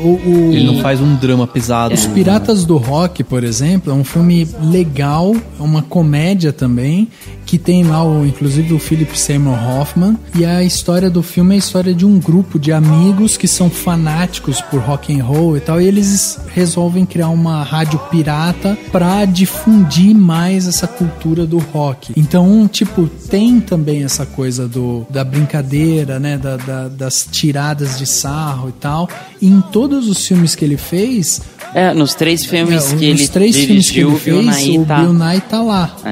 Então é legal ver essa parceria, ver que é um cara e outras, como roteirista, o Hugh Grant, ele já tinha ator principal do 4 Casamentos e um Funeral, de 94, que ele foi o roteirista. Um Lugar Chamado Notting Hill, que é até com a Julia Roberts. E com o ator lá, que é o Mr. Bean, que acaba sendo o cara que trabalha na joalheria, é uma cena engraçada também que destoa do filme, o Richard Curtis, ele dirigiu 2 filmes, o Mr. Bean, o filme, e As Férias do Mr. Bean. Foi tipo, ou seja, o cara vai do romance pra comédia pastelona. Ele escreveu, né, o filme. Isso, ele ou produziu, provavelmente. Ele roteirizou também, né? Sim, produziu e roteirizou. É o que ele mais faz, é produzir e roteirizar. Aí tem o Simplesmente Amor, Questão de Tempo e o Piratas do Rock que ele dirigiu. Mas muitos deles ele só faz a parte da produção. Fez a parte por trás, né? Sim. Aliás, você falou do Mr. Bean.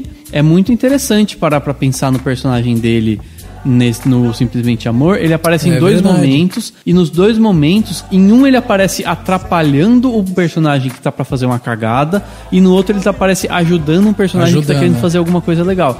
Então ele é como se fosse assim um anjo, né? Assim, tipo um cara que pinta lá pra tentar fazer alguma coisa. Inclusive ele atrapalha quando a situação tá, entre aspas, errada, né? Que era da traição do exatamente, Harry, ele tava né? comprando lá a joia, ele fica tipo enrolando Até pra ver se o cara não consegue.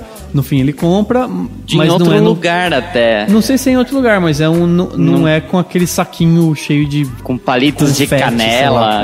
Palito de canela e coisa assim. Exatamente. E você tem ali o Rowan Atkinson, que é o Mr. Bean sendo o Mr. Bean. Ele é quase um Mr. Bean. Ele é tipo um Mr. Bean. Você não consegue desvincular a imagem dele. Mas como ele aparece pouco, né? Isso não faz efeito, não tem um efeito negativo. Na outra cena dele lá, que é do Daniel, né? E do menininho lá, do Sam.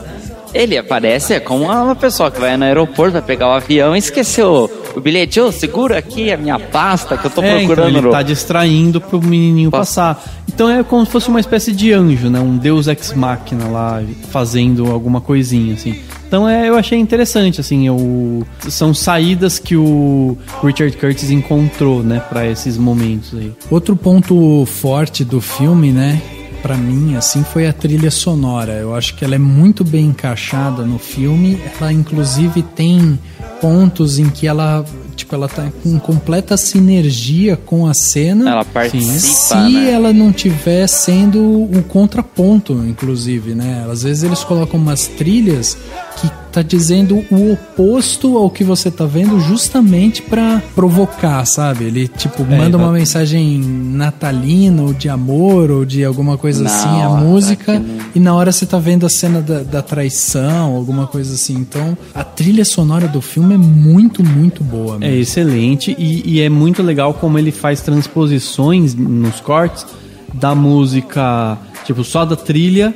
Aí de repente corta e a pessoa tá ouvindo essa música no rádio. Exatamente. Então o som diegético e não diegético, olha que chique. Mas é bem isso, nesses cortes. O filme ele tem cortes orgânicos, assim, que funcionam, mesmo de vez em quando ele perca um pouquinho do ritmo, mas não são cortes inteligentes, que fala aquele corte match cut, né, que você vai filmar o céu e daí você tá filmando o aquário da outra pessoa. Não.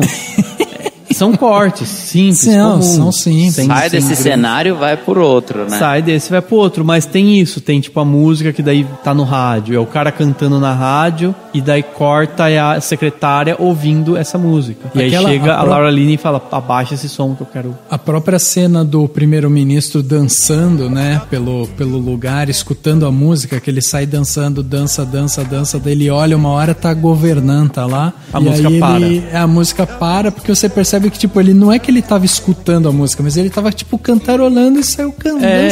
Exatamente. Mas você tava na vibe dele, sabe? Você tava dentro da cabeça dele, né? Então essa transição que o filme faz realmente dentro das trilhas sonoras são muito legais, elas são muito bem encaixadas. Eu acho que isso também é outro ponto forte do filme dentro da narrativa dele. Assim, a gente pode dizer que o filme teve a felicidade de existir e de cair, né, de estar na mão de um cara que é tão bom roteirista, né? Porque ele sabe encaixar de uma forma muito legal os elementos dentro daquela narrativa, justamente para dar o ritmo, para ir encaixando. Você pode até dizer que, como eu falei, tem um personagem que nem precisava existir. Tem um outro que não conversa com o resto do ambiente e tal.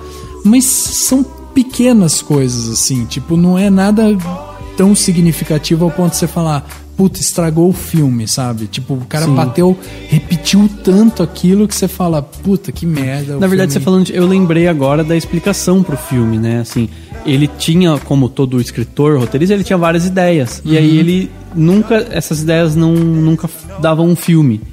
Essa ideia é legal, mas não dá um filme bom. Essa ideia é legal, mas não dá um filme bom. Aí ele falou assim, vamos juntar tudo, fazer um filme só.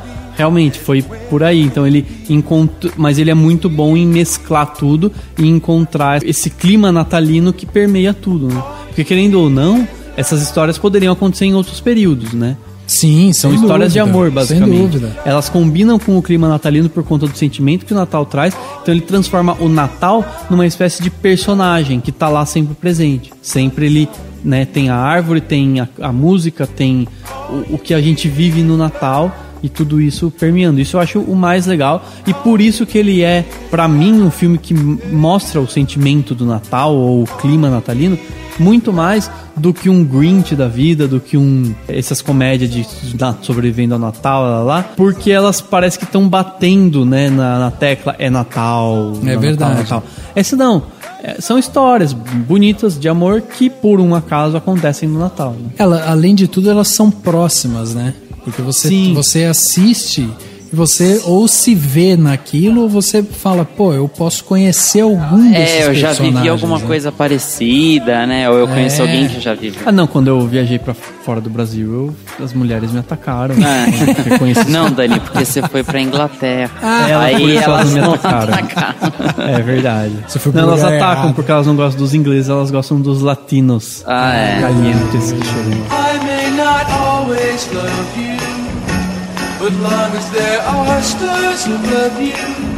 Hello, Daisy. This one's Greta. Hello, Greta. I'll make you so sure. Well, here she is. This is Aurelia, this is Juliet, this is Peter. Hi. Oh, Mark, hi. I didn't see that. Yeah, I just thought I'd tag along. Jamie's friends are so good looking. He never tells me this. I think maybe now I have made the wrong choice, picked the wrong Englishman. She can't speak English properly, so she doesn't know what I'm saying. Dad! Dad! Oh, God. Did you get us any presents? As a matter of fact, I did. Thanks, Dad. How are you? I'm fine. Good to have you back. Come on.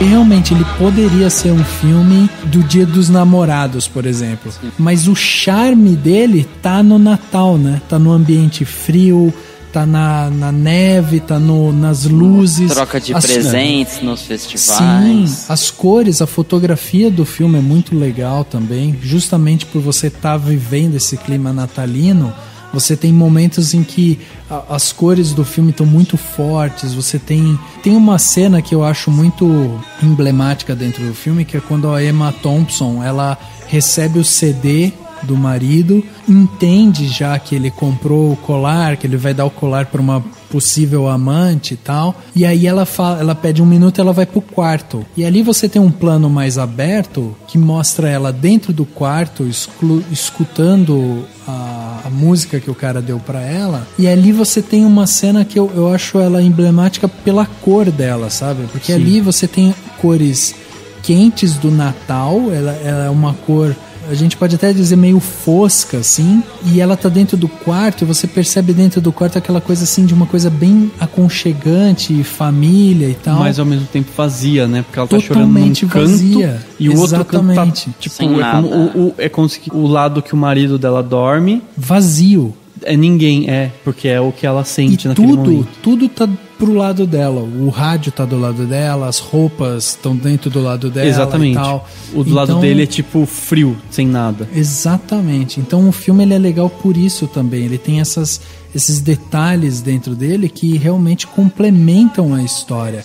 E essa parte da fotografia é muito legal de você ver que o filme teve essa preocupação, né, em colocar. Tem cenas de árvore de Natal lindas, cenas lindas, assim, que você vê aquela árvore brilhante, muito bonita e tal. Até mesmo quando você tem lá o primeiro-ministro indo de encontro a Natalie, né? E aí ele, a hora que bate na porta, tipo, abre a porta, vem a família inteira dela tá saindo.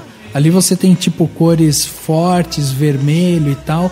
Ela tá inteira vestida de vermelha. O que mais me chama atenção no fim é a roupa dela, porque é o que mais destoa, né? Exatamente. O vermelhão, sobretudo vermelho, que é bem Natal, né? E a cor do amor, né? Uma cor quente, uma cor que, tipo, tá tirando aquele cara da zona de conforto dele. É ela, entendeu? Sim. Então o filme tem essas coisas que você olha e fala, puta, cara, encaixa, sabe? Encaixa a visão que você tá tendo, com a música que você tá escutando, com a imagem, as cores, né? Então ele funciona muito bem dentro desse propósito. Dentro desses personagens que a gente falou, tem algum dentro desses que vocês gostam mais, que vocês se identificam mais, não?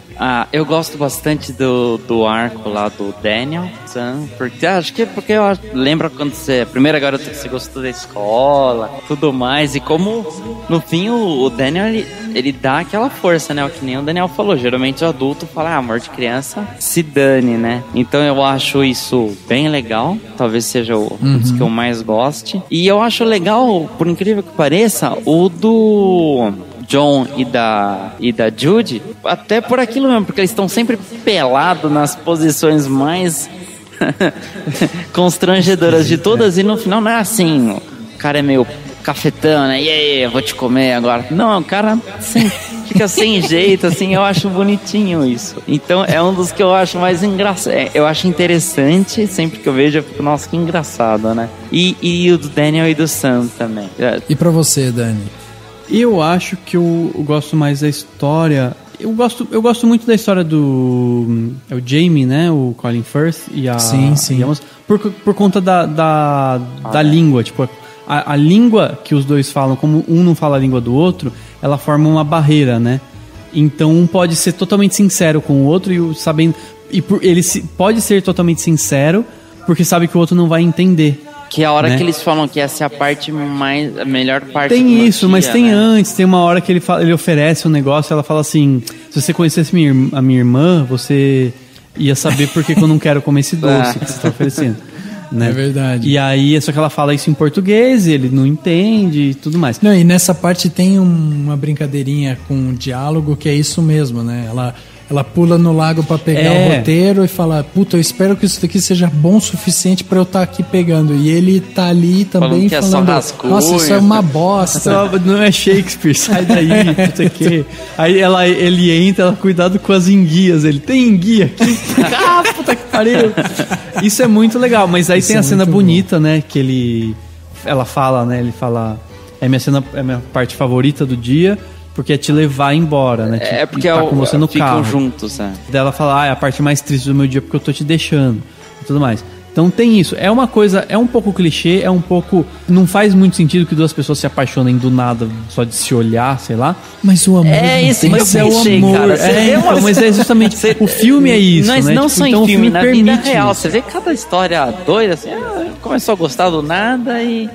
Exatamente, sentiu alguma coisa e pronto, acabou. Então, assim, funciona pro Simplesmente Amor. E eu gosto muito dessas questões, né, das línguas e das barreiras que as línguas causam. Então eu gosto muito. Mas eu fico muito emocionado com a cena lá da declaração de amor. Então eu acho muito bonito e interessante você trabalhar com o fato de uma pessoa, tipo, amar outra pessoa sem necessariamente querer nada em troca. Porque no fundo, o Mark, que é o Andrew Lincoln, né, ele gosta da Juliet, ele ama completamente ela, mas ele não tá querendo nada de volta, tanto que ele não faz, ele se afasta dela, né? É verdade.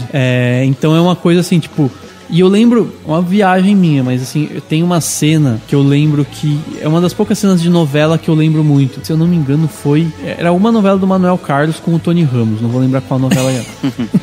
Porque teve 350 novelas do Manuel Carlos com o Tony Ramos.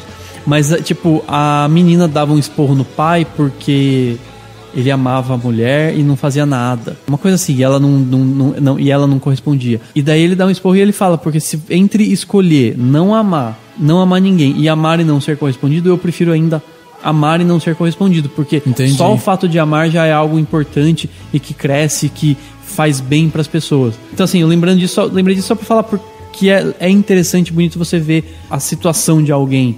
Amar simplesmente, ponto, acabou. E não buscar por algo em troca. Entendi. E você, Rafa? Então, eu ia falar realmente da Karen do Harry, que é a Emma Thompson e o Alan Rickman.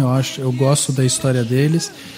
Eu até fazer um destaque aqui para mim pro Alan Rickman, que eu acho ele um ator muito bom, cara. E ele tem um jeito de interpretar, não sei se é só pra esse personagem, mas eu já tinha sentido isso quando ele fez Harry Potter também, né? Eu sinto que ele tem um jeito de interpretar que é um jeito classudo, sabe? Ele tem uma classe, uma elegância de interpretação que me chama a atenção, assim. Você até entende que a secretária tá dando em cima de um velho, né? Tipo, porque ele é velhão.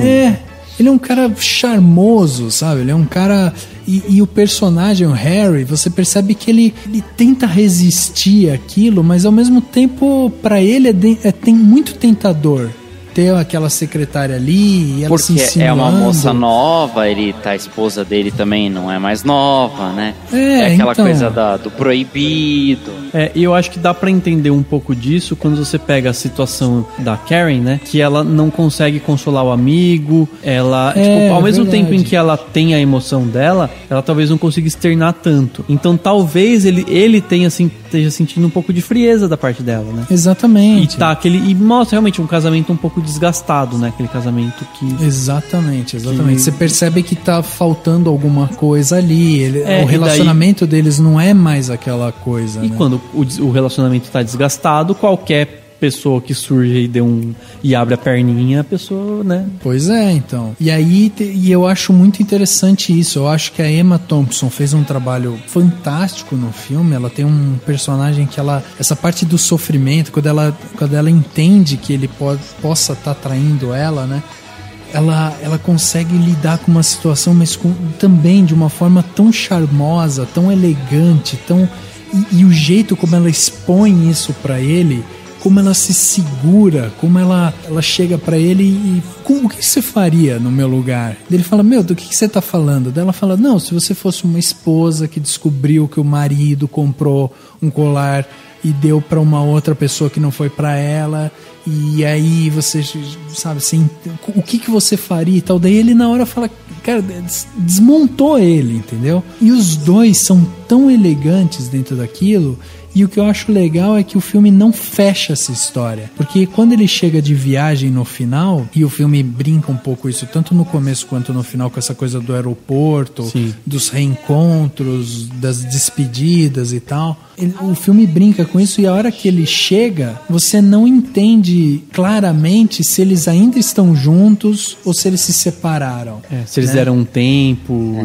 Eu sempre tive essa dúvida. Assistindo agora a última vez, eu acho que eles ficaram juntos, porque ela fala assim, vamos pra casa. Tipo assim, então, ele tá morando ainda aí... com ela. Ou pelo menos tem uma base, sei lá, né? Então, eu achei que eles aí não ele separados. pode estar morando em outro lugar e chegou de viagem, vai ficar na casa dela porque eles têm um filho, tem um casal em comum, Então tem algumas coisas assim que ficou você em não aberto, consegue. E isso é interessante porque ele vai dar margem para a interpretação de cada um. Então, pra mim, eles podem ter ficado juntos. Pra você, eles podem ter se separado. Pro outro... Não, mas é o de menos, porque o importante é a relação e o que ocorreu naquele momento. E é isso que eu achei. Eu gostei muito dessa questão entre os dois personagens, com dois brilhantes atores, assim, que a Emma Thompson e o Alan Rickman realmente... fizeram um ótimo trabalho. Mas como a gente tá aqui nesse clima natalino, vamos dar de presente para esse filme as nossas notas que fechem esse pacote Simplesmente Amor, que é esse filme que a gente trouxe para falar nesse penúltimo podcast que a gente está gravando, né? Então, Henrique, qual que é a sua nota para Simplesmente Amor? Minha nota é de 5 claquetes. Craquetes natalinas. Eu não sou muito fã de comédia romântica, de romance, mas esse é um filme que, tipo assim, tá passando, eu paro o que eu tô fazendo e assisto. Não importa se é do começo ou se tá na metade, eu já sei algumas falas de cor. E também entra na regra do comédias românticas com Hugh Grant, que tipo, todas são boas, mas essa comédia romântica, assim, é uma que, tipo, se alguém me pedir pra indicar uma, eu indico Simplesmente Amor. É sua favorita. Favorites. E pra você, Dani? Eu também dou nota 5. Perfeito. Nota máxima. Também uma das comédias românticas que eu mais gosto. É o filme de Natal que eu mais gosto. Que de filme natalino não tem nem a nostalgia do Esqueceram de Mim me faz ter preferência. Eu prefiro Simplesmente Amor. Eu gosto de tudo nele, eu acho que o filme é muito redondinho, é muito legal. E, só pra fechar um comentário que eu não fiz, essa brincadeira que ele faz com o aeroporto, e no começo é uma espécie de desabafo, até depois que eu fui ver, na verdade é o Hugh Grant falando, né? Sim, é ele. Não me dei conta, eu várias vezes nunca tinha me dado conta, eu achava que era um narrador. E ele fala, tipo, toda vez que eu fico triste, me sinto triste, eu vou no aeroporto de Heathrow e vejo as pessoas se abraçando. Exatamente. E daí ele fala da questão de como que o amor tá em toda parte, né? O amor tá em todos os lugares e nunca são... E a gente às vezes fica triste na vida porque a gente só vê notícia de desgraça. Porque as coisas bonitas da vida não são dignas de notícia. Você não vê no jornal, sei lá, todas as pessoas que disseram eu te amo uma pra outra. Você vê quantas morreram. Sim, exatamente. Entendeu? Assassinadas, sei lá. Então, você não vê, são as coisas ruins que são notícias. E eu acredito muito nisso. Toda vez que eu vejo muita notícia ruim, eu falo, não, é porque só se dá notícia de coisas muito ruins na maioria das vezes. As coisas boas não são dignas disso, mas elas acontecem com muito mais frequência. Existe muito mais pessoa boa do que pessoa ruim. Não, e inclusive no começo do filme, ele fala que no 11 de setembro, quando você passava na frente lá de onde estavam as duas torres, você não via nas paredes mensagens de ódio. Não, ele fala das mensagens porque teve muita gente que ligou pra família, sabendo que ia morrer lá dentro. Sim, sim. Então elas não ligaram. Mas ele fala também das mensagens deixadas lá. Sim, claro. Ele fala, você não vê mensagem de ódio, você só vê mensagem de amor. Exatamente. De perdão, de carinho, de saudade, de tudo relacionado ao amor. Então ele fala que esse é o sentimento, né, mais forte, né? Exatamente. E eu acredito muito nisso e eu acho muito legal que daí ele começa assim e termina no aeroporto com os personagens para fechar esses personagens, deixar redondinha a história e depois mostra ainda mais pessoas se abraçando. Que mostra assim que todo mundo tem a sua história, né? Que todo mundo tem a sua história e que o Natal só é como se fosse um ponto máximo da expressão do amor da forma mais pura, mais independente de amor romântico ou familiar, etc. Só como isso, porque isso acontece o ano inteiro. E eu acho que o filme passa muito essa mensagem boa pra todo mundo. São poucos os filmes que você sai assim com uma sensação boa, simplesmente boa, né? Você não sai pulando de alegria, você não sai chorando, você sai acreditando no amor, satisfeito e acreditando. Uma frase do Mandela que ele fala que se as pessoas são ensinadas a odiar, elas podem aprender a amar, porque o amor chega mais naturalmente ao coração do homem do que o seu oposto. E é muito verdade isso, né? Mesmo. O ódio só existe porque as pessoas foram ensinadas e é muito mais fácil ensinar a amar. E o Simplesmente Amor mostra muito isso. Assim, e tem uma frase muito boa do Pat Adams também, numa entrevista que ele deu, e que falavam pra ele, o que você acha que as pessoas precisam aprender? Ele falava justamente sobre aprender o amor. E aí tem uma hora que ele pega e fala assim, quer ver como se ensina o amor? Me dê uma rede de TV pra mim. Vocês vão ver o que é ensinar o amor, porque as televisões, as mídias e tal batem muito na desgraça, no horror, no violência. ódio. E aí você ensina as pessoas a odiar, sabe, ter esse sentimento embutido, negativo dentro delas. Então ele falava disso, ele falava, uma das coisas que você tem que ter na sua vida é seu planejamento de amor. O que você vai fazer para cultivar isso? Eu acho que faz parte. Eu já vou emendar com a minha nota, que também vão ser 5 estrelas pro filme. Eu acho que ele é um filme completo. Ele, para mim, é também um dos meus filmes favoritos dentro dessa temática de Natal, se não for o favorito. E dentro da temática de romance, eu acho que ele tá perto dos favoritos. Eu tenho outros que eu gosto muito também, e eu acho que ele tá ali, conversa muito próximo desses daí. E eu acho assim que o filme ele tem alguns problemas, como eu apontei aqui.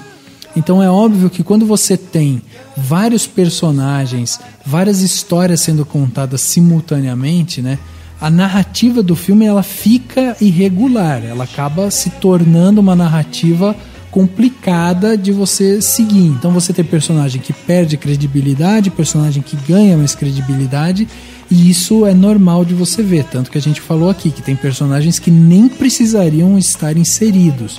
Só que o Curtis, né, que é o diretor do filme, ele é um escritor experiente, ele é hábil dentro dessa ideia dele de filme, dentro desse expertise que ele tem, né, dentro dos romances. Então eu acho que ele conseguiu controlar bem isso e ele consegue navegar bem dentro dessas águas do romance em si, dessas múltiplas histórias. Então eu acho que o filme ele é redondo também dentro disso. são coisas que não estragam o filme e por isso Simplesmente Amor merece 5 estrelas. Então o Cinemação carimba aqui Simplesmente Amor como um filme 5 estrelas dentro da nossa média geral. 5 estrelas é o que Simplesmente Amor deve merecer. E é a nossa recomendação para você assistir na sua noite de Natal, né? Na sua noite de Natal, assista Simplesmente Amor com a sua família, com o namorado, com a namorada, com os pais. Assista, é um filme que vale a pena assistir, é um filme que exalta esse sentimento que precisa ser compartilhado e é um filme que tem todas essas amarras que a gente falou aqui. Então, Simplesmente Amor, recomendo.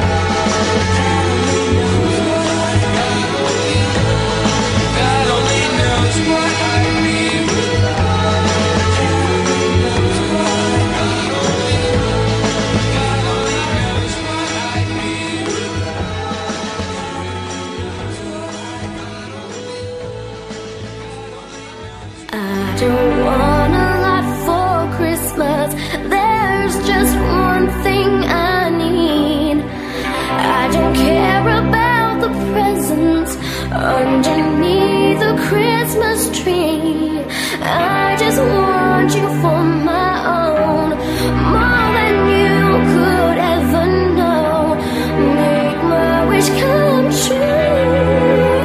All I want for Christmas is you.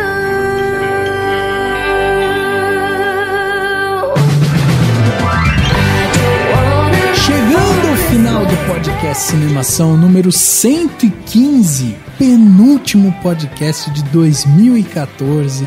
Estamos chegando ao nosso final, estamos chegando ao final da 3ª temporada de podcast do Cinemação e dessa vez a gente falou sobre um dos nossos filmes favoritos aqui, Simplesmente Amor, e realmente é unânime, é um filme que tem todo o glamour para um Natal, então vá lá, assista comendo seu peruzinho com a sua farofinha. O melhor é assistir antes, às vezes é até legal, porque às vezes você vai entrando no clima do Natal. É verdade. Aí dá tempo de você se declarar pras pessoas, sair pulando de alegria. De repente. Dani Henrique, muito obrigado por mais uma presença, a penúltima presença de vocês em 2014 no podcast, e a gente se vê no último podcast do ano. Valeu, Dani, valeu, Rafa, e obrigado você que ficou ouvindo a gente.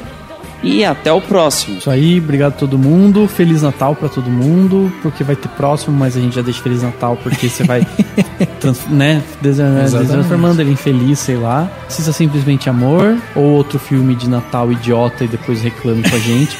Se um filme idiota e não Simplesmente Amor. Não, porque tem muito filme de Natal idiota, né? Inclusive, mas o Grinch é legal. A Larissa deu essa dica, né? A gente falou que ia gravar um podcast natalino, e aí ela, no Twitter, ela respondeu: pô, vocês deviam gravar sobre os piores filmes de Natal. Porque tá cheio de filme, né, de Natal ruim, né? Mas um filme de Natal que eu lembro sempre, e não é o Esqueceram de Mim, não é o Grinch, é o Estranho Mundo de Jack. Aquele... que é outra pegada, é diferente. Outra, O Grinch também mas é legal. É de Natal, o SBT, minha infância inteira sempre passava. Era na semana, nunca passava no dia 24, mas eu lembro assim, que na semana do Natal já algum dia passava, que eu e meu primo, a gente já adora esse filme, eu sempre lembro que, vai passar, tipo, minha tia ia me buscar em casa pra gente dormir, que todo mundo estranho. Então, e tem outro fator, que é o da nostalgia, né? Que tem sentimentos de nostalgia. Também, claro, mas a pegada é completamente diferente do Simplesmente Amor. Simplesmente Amor serve muito pra todo mundo, mas sem ceninhas fortes, então tome cuidado com as crianças. Mas é isso aí. É sério, velho. Tem acho que é 14 anos, se não me engano. Isso aí. Valeu, Rafa, valeu, Henrique, valeu todo mundo e até semana que vem. O podcast Cinemação número 115 fica por aqui e a gente se vê no último podcast de 2014.